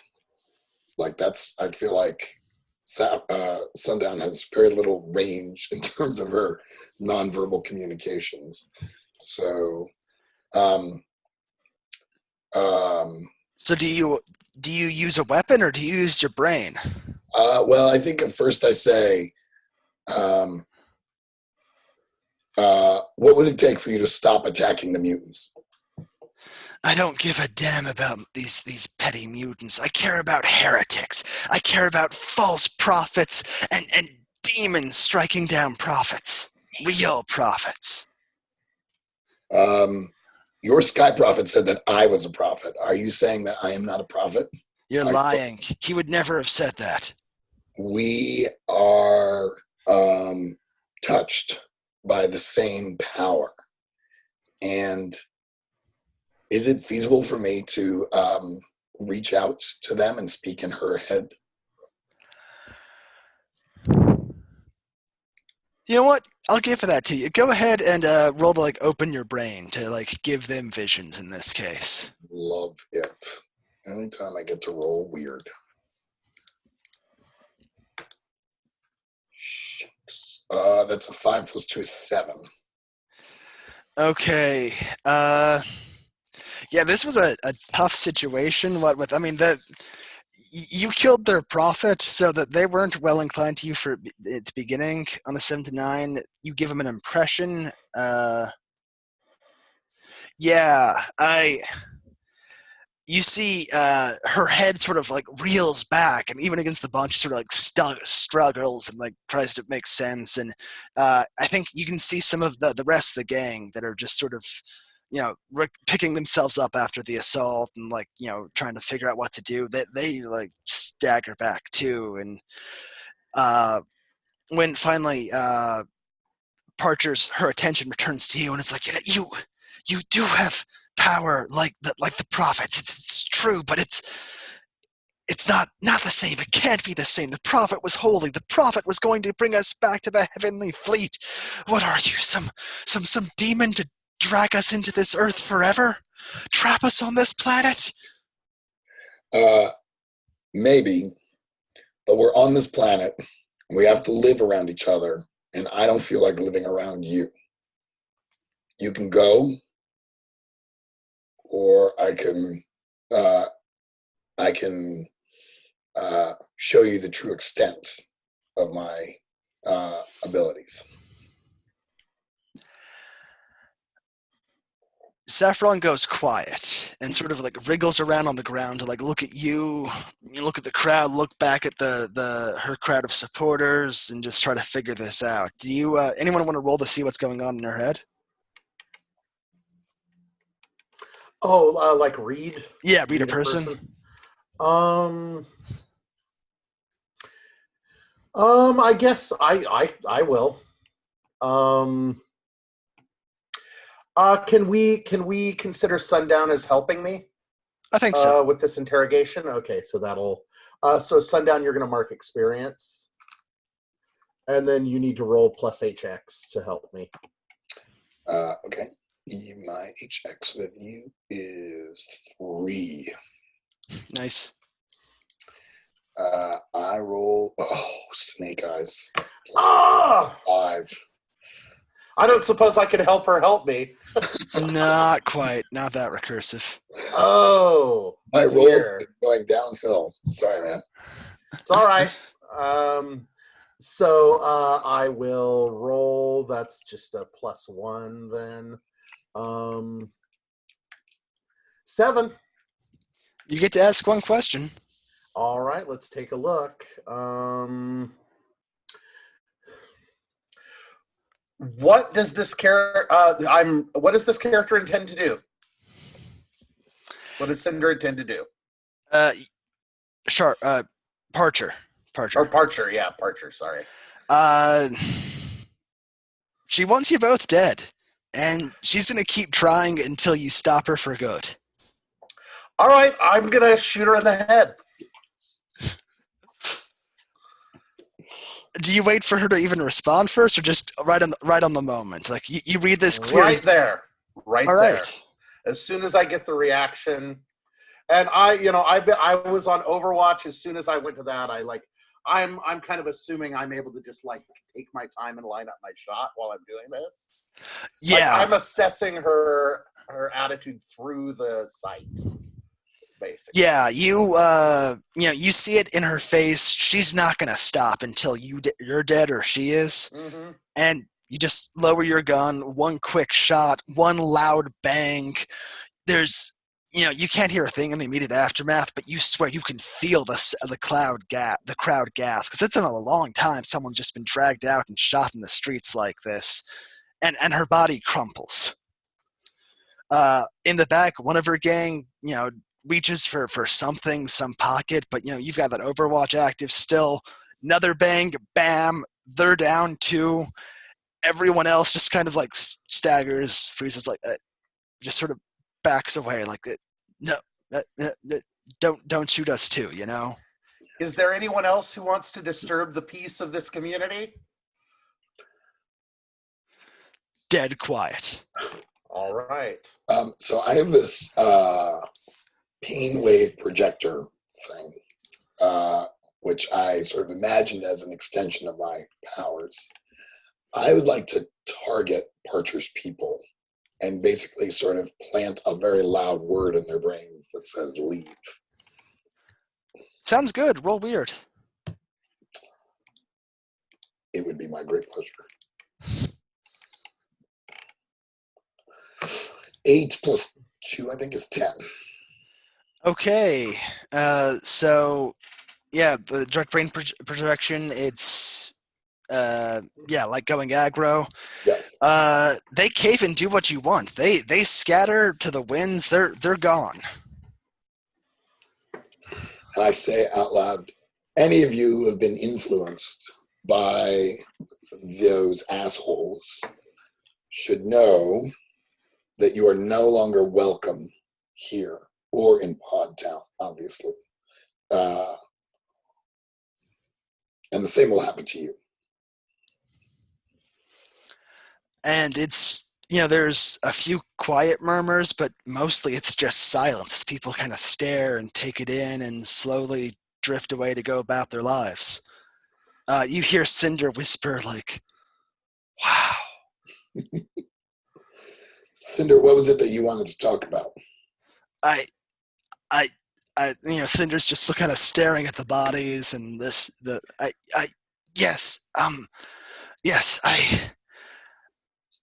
well, thank you.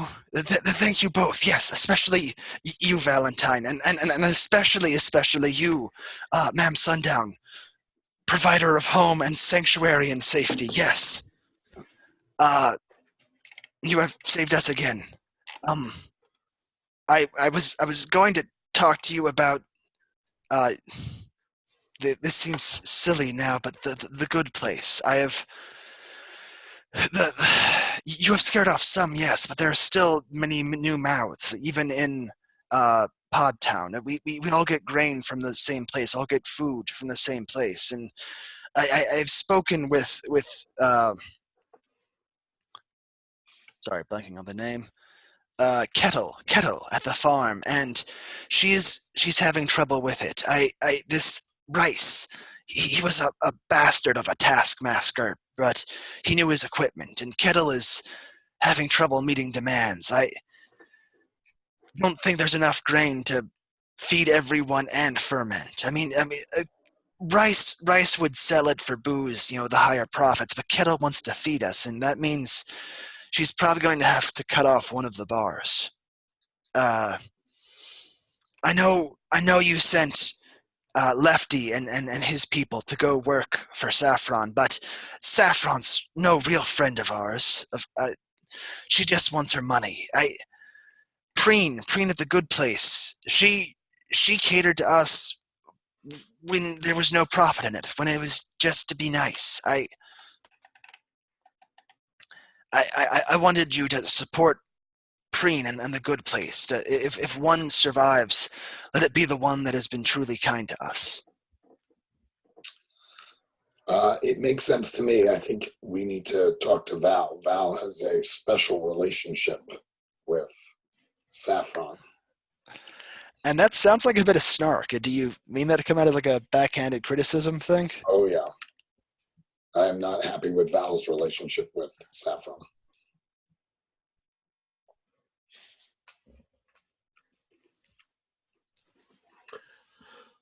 All right. I think. How are we going to resolve this?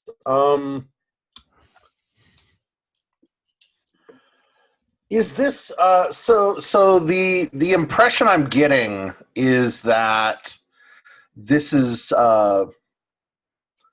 poor management of the labor force, or what Cinder was trying to get across is that the grain farm uses a lot of really high-tech machinery, and Rice knew it backwards and forward, and he hoarded his secrets. So Kettle can run the place, but she can't optimize the machinery the way Rice could. Interesting.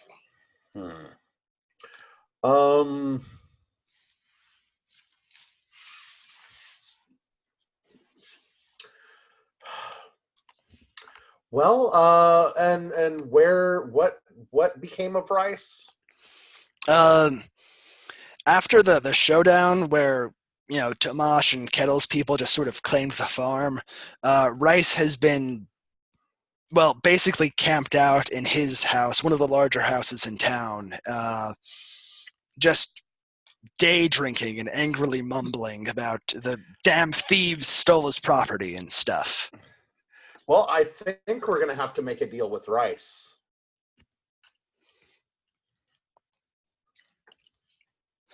Okay. I've got an idea. It's in Saffron's best interest for us to make a deal with Rice, because otherwise I'm coming to get her. She is the most diplomatic of the bunch. Would you want to pay her a visit?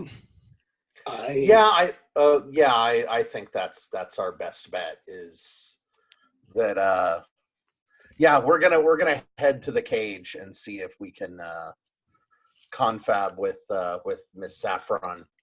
All right. I'm going to call a 5-minute break. We can meet up at 40 past, and then we'll start off with that conversation. Sounds good. Ready. Bye.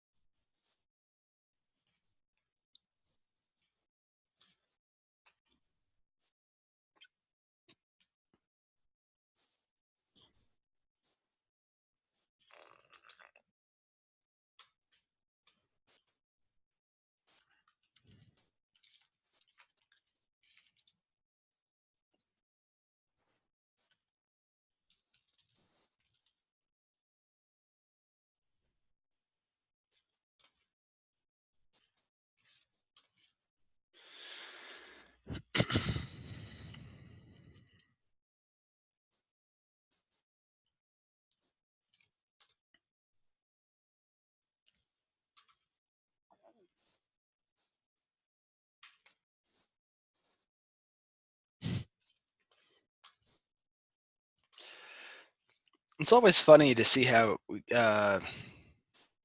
sessions go. I mean, I don't know how like everyone preps, but I tend to come up with like, okay, here's like a half dozen prompts, characters, whatever, and let's see what the characters go for. What's great is that even if you don't use them in one session, you can always use them in the next. So. Yeah. I mean, Cinder was in session 1 and then just kind of chilled off screen for 2 episodes.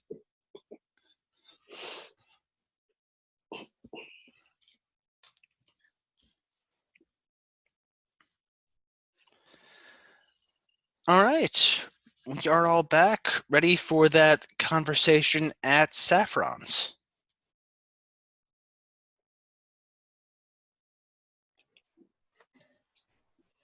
That was a question? Yeah. Okay, I think so, yeah. Yeah, I am. Okay. David, you want to finish chewing? No rush. Thank you. Yeah, I'm good now. Maybe. Yeah, no, I'm good. So, do you two head Sundown and Valentine? Do you head there right away? Yeah.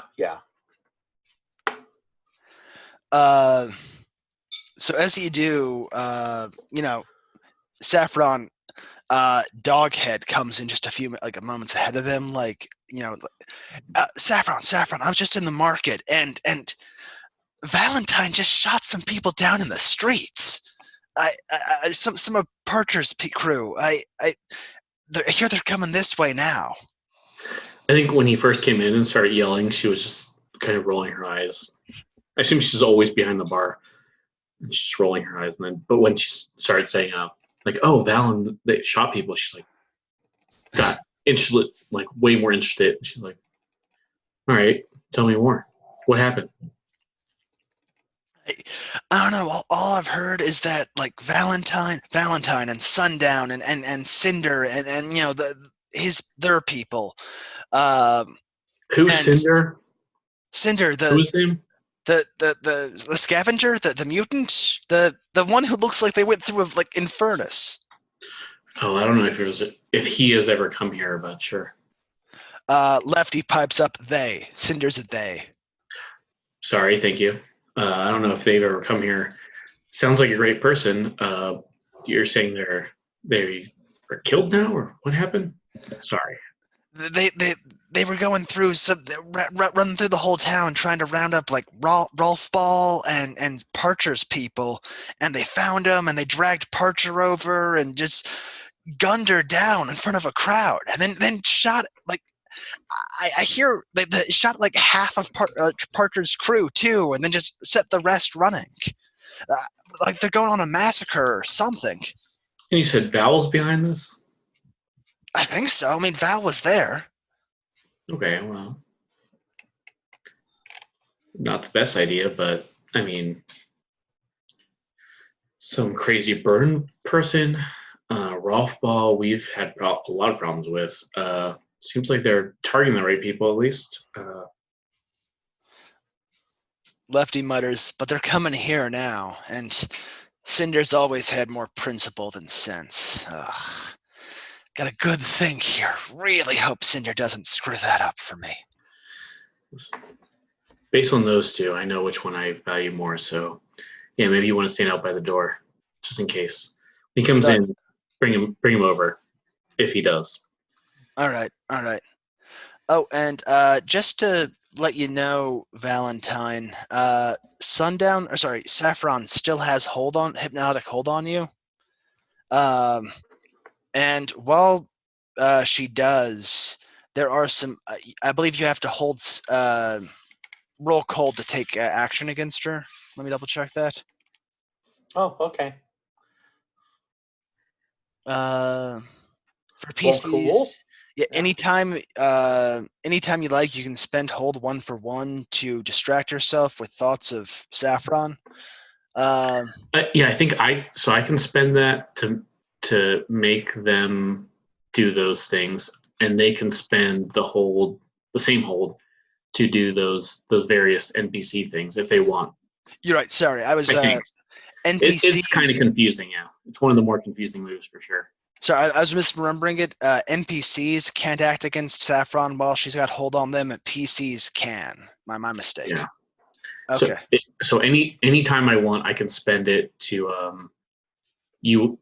Val would distract themselves with the thought of me and act under fire in whatever move they're doing, or you would be inspired by the thought of me, and you would take +1. But you can also spend that hold that you have to get rid of it faster by doing one of the other various things. Okay. I think, That right? doesn't. Am I interpreting that right? Yeah. That's how that Yeah. works. Yeah. Yeah. Well, I mean, if this goes that direction, it won't be because of it's not my intent to escalate. Okay. So as soon as you Sundown and Valentine get even close to the cage, Lefty, cracks the door open, like gives you a nod to you, and I think Cinder's tagging along with you. And you know what? The little one, Limper. Yeah. And, she's young enough. She probably shouldn't be drinking, but she's coming along for the show. And Lefty's just like, come on in, all of you. Cinder, don't screw this up for me.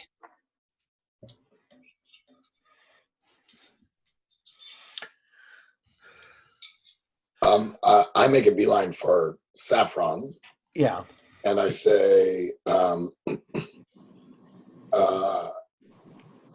my people tell me that the farm is not doing well, and that they really need Rice's help to run the machinery. I think it's in all of our best interest to encourage Rice to come back to the farm to consult with them on getting the machinery working. Can you help us convince Rice to do that? So, yeah, either Dan or Kyle, or probably Richard too, like Sundown, Val, anyone. What's the vibe of this? Are you guys are Sundown and Val kind of bringing like a cadre of people with them? This is kind of like a showdown, or is this kind of here we're friends talking? This is I'm trying to project it as like, we are influential people, and as such we need to discuss a problem in the community. Gotcha. Okay. Yeah. So that paints it a certain way. So I think whatever drink she was doing, she like finishes it, kind of raises an eyebrow, just like, all right, well, who's speaking for your friends here? I think she probably addresses Val. Like, are you speaking for everybody, or are we all coming back here? I think Sundown is an interested party here. But I don't think we need to enlarge the circle any more than that. I think you can see like a visible like disappointment on her face, but she's like, all right, well, why don't the both of you come back here? And she kind of makes the gesture again to Lefty, like, oh, look after the bar while I'm gone. Cinder's like, I would like to speak as well. I would like to join this. I kind of try to signal to Saffron that I don't have an objection to that if she doesn't. Oh, honey, the grown-ups are talking. We'll come back to you. Have a drink while we're waiting. Cinder kind of bristles, but looks at Sundown.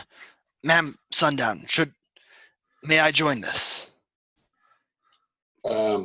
Sundown is definitely in over her head. Like, all of the stuff that's happening under the surface is just not something that she is good at. But since Val sort of gave it doesn't matter to me. I'm going to say, why don't you wait here, and I'll come get you when we're ready to talk with you. Cinder kind of wilts a bit, like, yes, ma'am. I shall wait here. Limpers, join me. We shall have the drink for children. Yes. I think Saffron goes out of her way to just butcher their name, just like oh, Cindy, if you want something from Top Shelf, which Top Shelf means nothing to her, but just like Top Shelf is like a fancy drink in her mind. Yeah, have a Top Shelf drink. They're the best. My favorite cocktail is Top Shelf. It's all for you. Don't worry about it. We'll be right back. All right. Don't hold your breath. And she just opens the door. I'm sure it's like, I think it's like a like literal like padlock or something, like very, not very sophisticated. Low tech, yeah. Yeah, low tech. Yeah, exactly. And just kind of opens that up, and it's like, oh, right this way. And kind of does exactly the same ritual, although hypnotic specifically, you need one-on-one, so this doesn't qualify, which is why she kind of like, oh, well, fine. But yeah, she makes a drink for both of you, little shot glasses the same way. And I think she sits next to Val, so theoretically, Val and Saffron are looking at Sundown. It's like, all right, well, there's some issues. I heard there was some drama earlier. There were some elements that I'm sure you're aware of that were making it difficult for things to run smoothly around here, but they've been taken care of. But we have a more pressing crisis on the horizon that I think bears some discussion. Yes. Tell me. Well, as you know, there's been a change in management out at the farm. For the best is what I've heard. Well, yes and no. Apparently, the mechanisms and systems that keep that farm humming are difficult and fickle. And they're not, let's just say the crops aren't thriving in the way that they used to. And so we're facing a crisis that can basically break one of two ways. We either find a way to get the efficiency of the farm back up to where it was or better, or we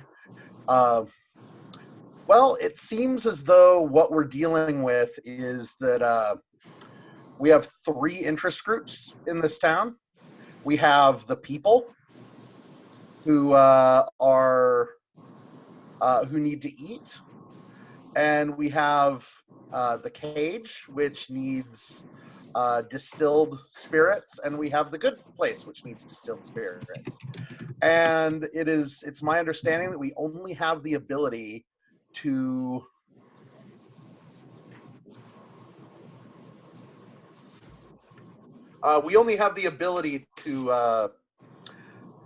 manage two of those three.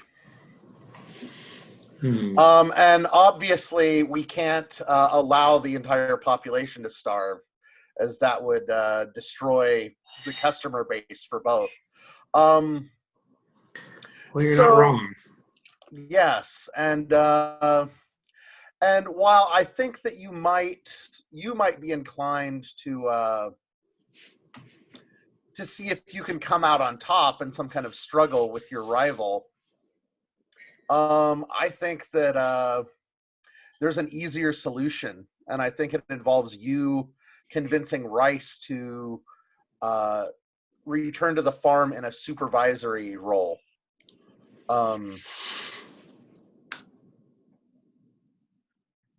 Well, yeah, that is a really good suggestion, Val, and that's really smart of you to say that. That's thinking really next level, I think. That's really smart. I really like that. That's a really good idea. We should probably do that, but actually, I do have a different idea. Maybe. I'm just speaking off the top of my head, I guess. But it's weird that what do they call it, the other place, the bad place, the shitty place. I forget what it's called, but whatever it is, I think, wasn't it they were all about, I guess, like mutant supremacy. Only mutants can drink here and eat here, and live and have fun. Just so weird. Like, I've kind of had an epiphany recently myself. I think mutants should really have fun and live and thrive everywhere, including the cage. I don't know why this place has to kind of cordon them off to one specific area. That seems kind of, I mean, I don't want to say racist, but it seems really pretty awful. I don't know really why we need two places. I don't know if you know the owner of that establishment, but I know I haven't. We're thinking about, Sundown and I were talking about, hopefully this isn't a surprise to you, Val, but maybe opening another cage in Podtown too. But I mean, if that's true, then I mean, why do we need three places? Why doesn't, I mean, the good place kind of be for everybody? Mutants don't have to just have their own place. Like, we could all just share the entire area. I don't see why we're so segregated. And Sundown is getting increasingly agitated as Saffron is talking, and she's like, As you should. yeah, and she says, what are you talking about? The good place was not mutant supremacy. The good place was just a place that welcomed anybody, because you kicked Cinder out and have repeatedly kicked mutants out until you realized that mutants are here to stay, and they drink just as well as anybody else and fight probably in a more entertaining way than anybody else. And their money spends just as well, I think, more appropriately. Yeah, so what they said. So don't go on and on about how the good place is a mutant supremacy place. That's just wrong. She's getting more and more agitated. And maybe, I don't know, maybe her brain flowers are going to blow. I don't know. Oh. Yeah, if it happens before she has a chance to react, I'm totally okay with that. But I have an interaction for Saffron. Yeah. Yeah, I think she would just be like, "What? I'm wounded? Like, absolutely not. I know my client, just the audience had some problems, and I've always fought against them, and I've never thought that way. And if the rumors and these terrible things that people were saying around me came to you, I just want to say right now that absolutely that's not true."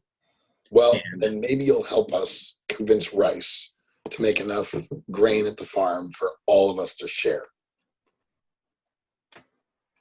Well, true, but I think it might be easier maybe if we combine them. Maybe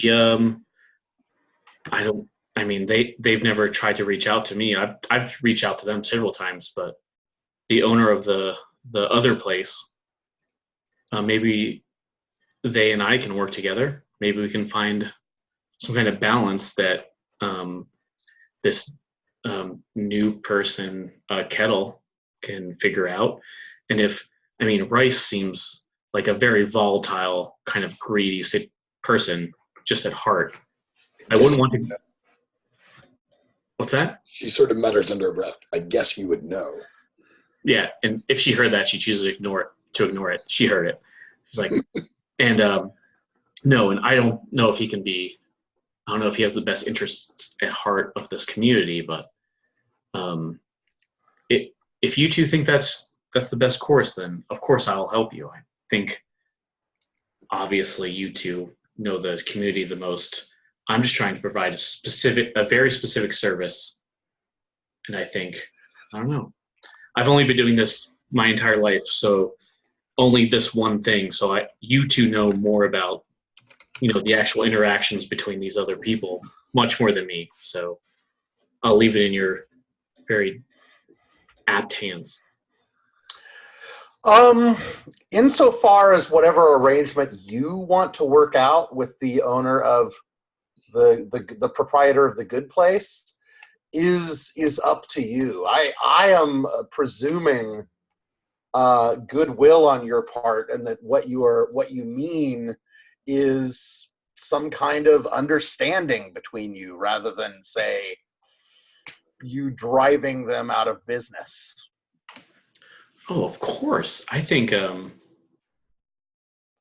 trying to open up a new thing just so that people can have as good of experience as they have in this cage as they maybe in other cages elsewhere. And I think that the other place was opened up because they thought I didn't serve mutants, but obviously that's not the case. I mean, we can all attest to that now. All right, I want to try to read Saffron. Yeah, sure. Yeah. You want to help me with that, Sundown? Definitely. All right, make your helpy roll. Yeah, I'll try and roll better this time. Yes. An 8 plus my 3, I think, HX with you. Okay, Yeah. so that takes me up to a +3. Pretty good. 14. Beautiful. Nice. All right, so I'm gonna ask some questions. Are you telling the truth? About what? You're okay. So I feel there's a lot of truth and a lot of lies going on here. So. Okay. Yes. Well, then let's change. What does your character intend to do vis-a-vis the good place? Let's say. I think she would love for her to be able to convince you two that she should be the person running just basically all the bars. Like, she doesn't like this competition. And yeah. And okay. I mean, she thinks she would be good at it. She wouldn't be I don't know, racist, or I guess discriminatory is the better word.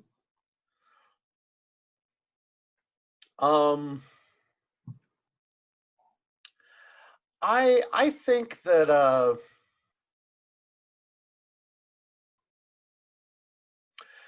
let's see. How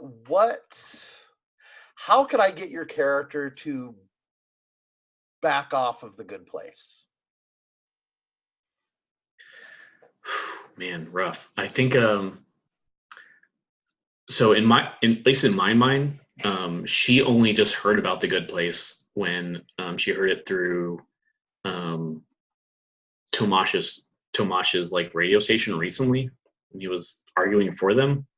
She didn't kind of even know that this popped up.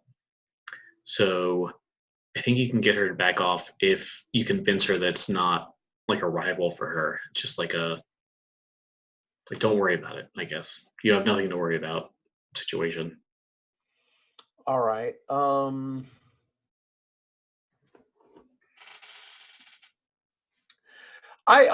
Okay, Kyle, when we were at the good place, I'm trying to remember. I remember going there. What kind of establishment was it? It was a lot smaller and less well decorated, even by the post-apocalyptic standards. It was pretty much like a concrete floor, walls, plain bar with alcohol.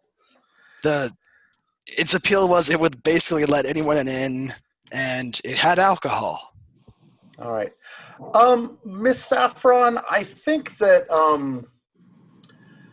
the value that you add to the services that you provide is such that you have nothing to worry about from the good place. In fact, I think it's essentially with the new order, and if we can sufficiently convince the population that your doors are open to anyone with money to spend, then the good place is essentially going to be living off of what isn't worth your time. There are some people in this community who simply need to drink and not have the spectacle that you provide, and that's the niche that the good place is filling. And honestly, I think it's not worthy of your talents to try to fill it. Well, everyone loves a good discount place, but I just don't know where these people popped up, and they're kind of just besmirching my name. I mean, Mutants have always been welcome here, especially to drink. She looks at Saffron, or sorry, looks at Sundown. Like, especially to drink. There was some complaints about the fighting, but now I think they're all under the rug. I understand some people don't have as much to give in order to, you know, enjoy the services here. And there is a new cage happening or about to be opened up in Podtown, which I look forward to. Again, she probably just looks over to Sundown. But I would never dream of taking food out of people's plates. Sundown, are you planning to go ahead with opening that like cage franchise in Podtown? I'd forgotten that I'd said that. I think you offered it. I can't remember if it was a sure thing. Yeah, I think I said. I think I'll say, that's a possibility, but none of this is going to happen unless we have the food and the grain to service all of these places. Are you going to help us? She's getting really impatient. Are you going to help us or not? I think that the situation you find yourself in is you can either edge out a small weak competitor with a subpar facility who is honestly serving a population you have little interest in serving, and I don't mean mutants, but rather people without money to spend. So you can edge them out and take over their territory, or you can construct a facility to your own liking in Podtown where you have an entire fresh market to exploit. So the choice seems fairly obvious to me. I feel Val has probably set up a seduce or manipulate, but I kind of want to read Sundown if that feels kosher to everybody. I think to fictionalize this, maybe she especially when Val was saying like, oh, well, you can, and Sundown before them saying oh, well, we'll have this other franchise in there, lickety split basically. Saffron definitely way more comfortably than needed, just kind of puts her hand on Sundown's knee and just like, well, that sounds great, and just kind of looks like right in here to try and read her theoretically. If that sounds kosher to everybody else. Are you good with that? Yeah. Oh yeah. Okay, then go for I'm it. wondering if I do a deep brain scan. Yeah, and that sounds great too. We sort of. To be honest, yeah. But why don't you roll first? Yeah. Sharp is not my best. It's the first time I've rolled an unhighlighted stat, I think, this whole game somehow. You're focused on hot. Yeah, still an 8. Got it. Wow. So I got one question, I think, right? Yeah. Unless anyone wants to interfere, I don't want to rob you of that.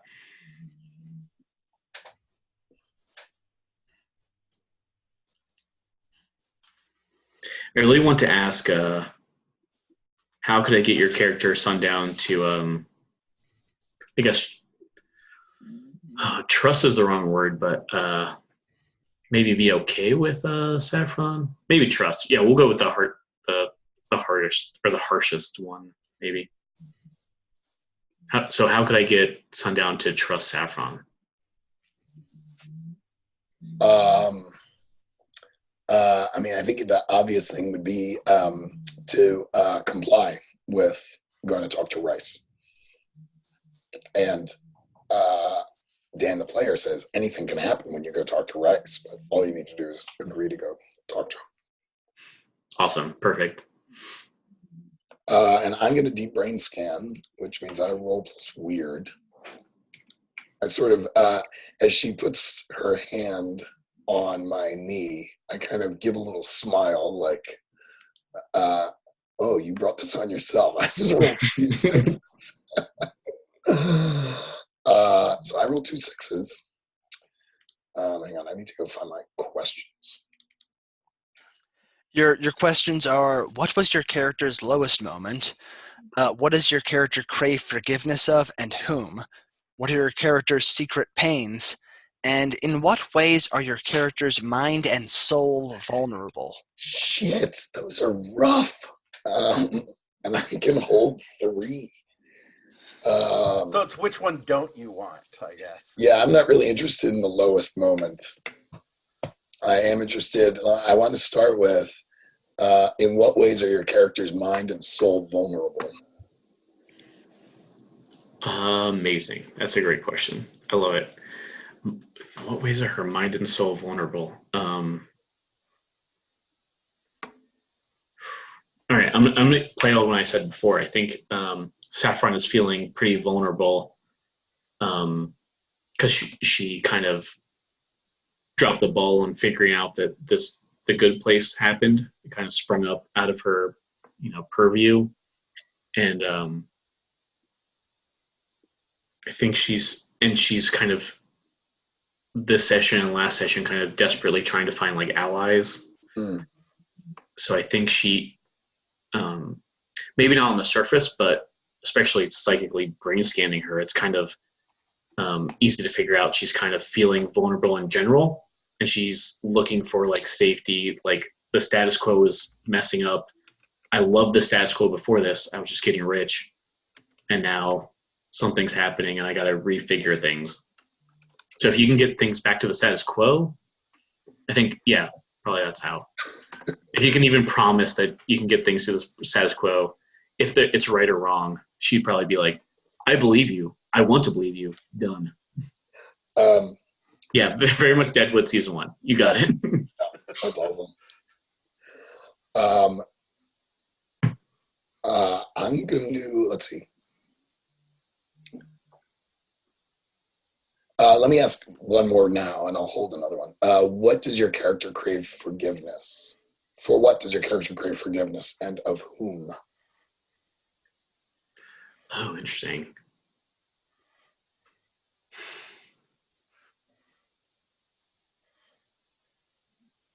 Okay, wait. Okay, I got it. I think what follows with the fiction the most is that she probably fucked over a mutant at some point, and that's why, like, the mutants aren't allowed to fight. And it's like she keeps telling people that it's I mean, you two especially, but like, oh, the mutants are allowed here because of our clientele only. But I think maybe there was some kind of horrific mutant on human fight, and it was like bad for her business. And so she's like, we can't have that again. And she tells people it's the clientele, but really it's only that one person, Toyota, I think, is really, and Ralph Ball as well. But really it's just like, I don't want that kind of headache anymore. And because of that one person who, I mean, it might be someone we already met. We don't know. Kyle can help me out with that. But ever since then, she kind of feels like I feel pretty guilty because I should not have let that fight happen. Like this person had obvious benefits against this person in this cage fight, and I should not have let that happen. Yeah, let's call that a fight between Gnarly and Fleece. Like Gnarly just ripped Fleece apart, and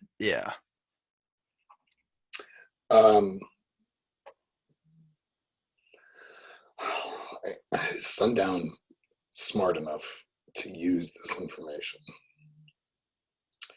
I think the main thing that she got was the first thing, which was, and I interpreted what you said, David, as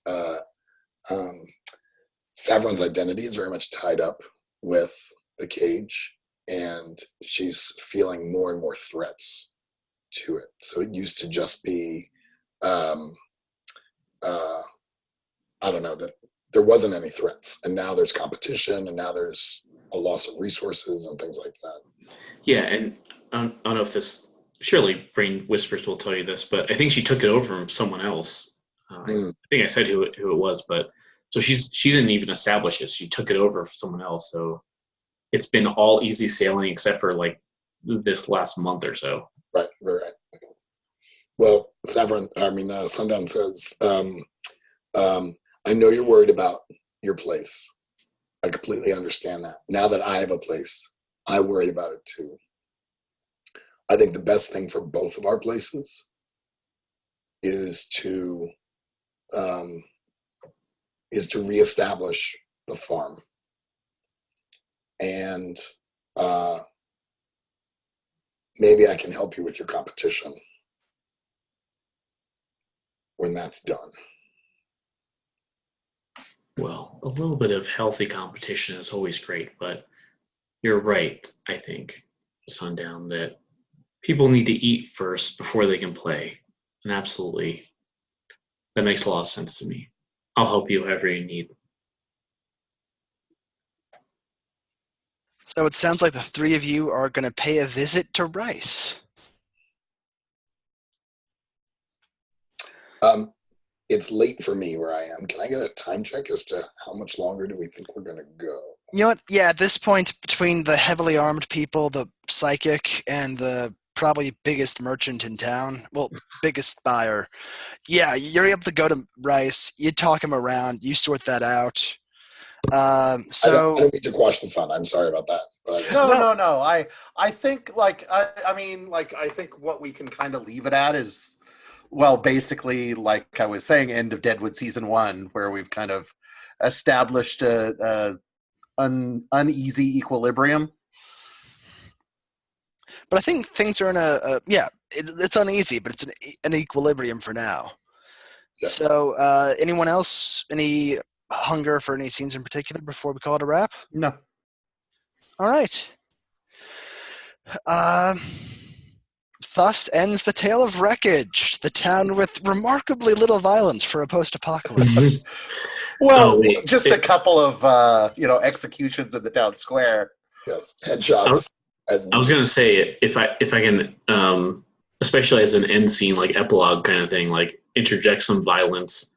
I think maybe one of the things I wanted to do was, and I don't think this needs a roll, but especially as an epilogue, since it's easy. I think Miss Saffron at some point, maybe before this, like, oh, Lefty, come here. And she's like, just whispers in his ears, like,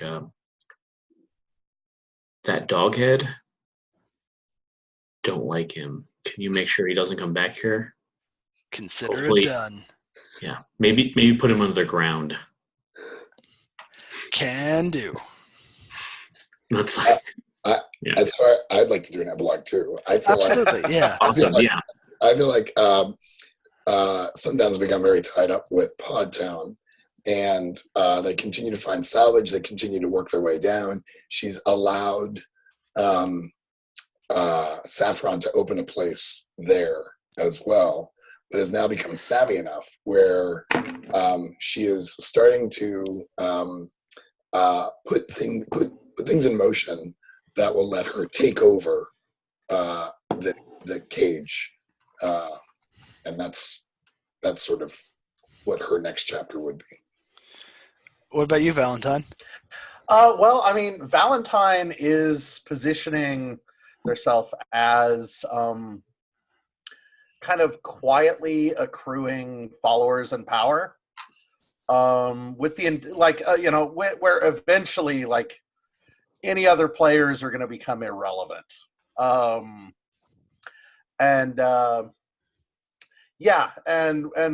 Maybe like the idea. So the notion that I had is the kind of dark secret of this whole thing is that over the course of this, I have gotten back more memory than I let on, and I was being detained for a military trial when this all went down. Like I had pulled some seriously awful shit on the ship, and like I just happened to be the one who survived, and so like I'm kind of like looking at the people and going like, well, you know, is there a way I can like kill all these people in on ice, or you know, that kind of thing, and I'm kind of you know, working that way. Nice. So maybe I've like managed to call up my file and I'm deleting it. I like that twist. That's fun. That's great. All right, I'm going to turn off the recording. All right.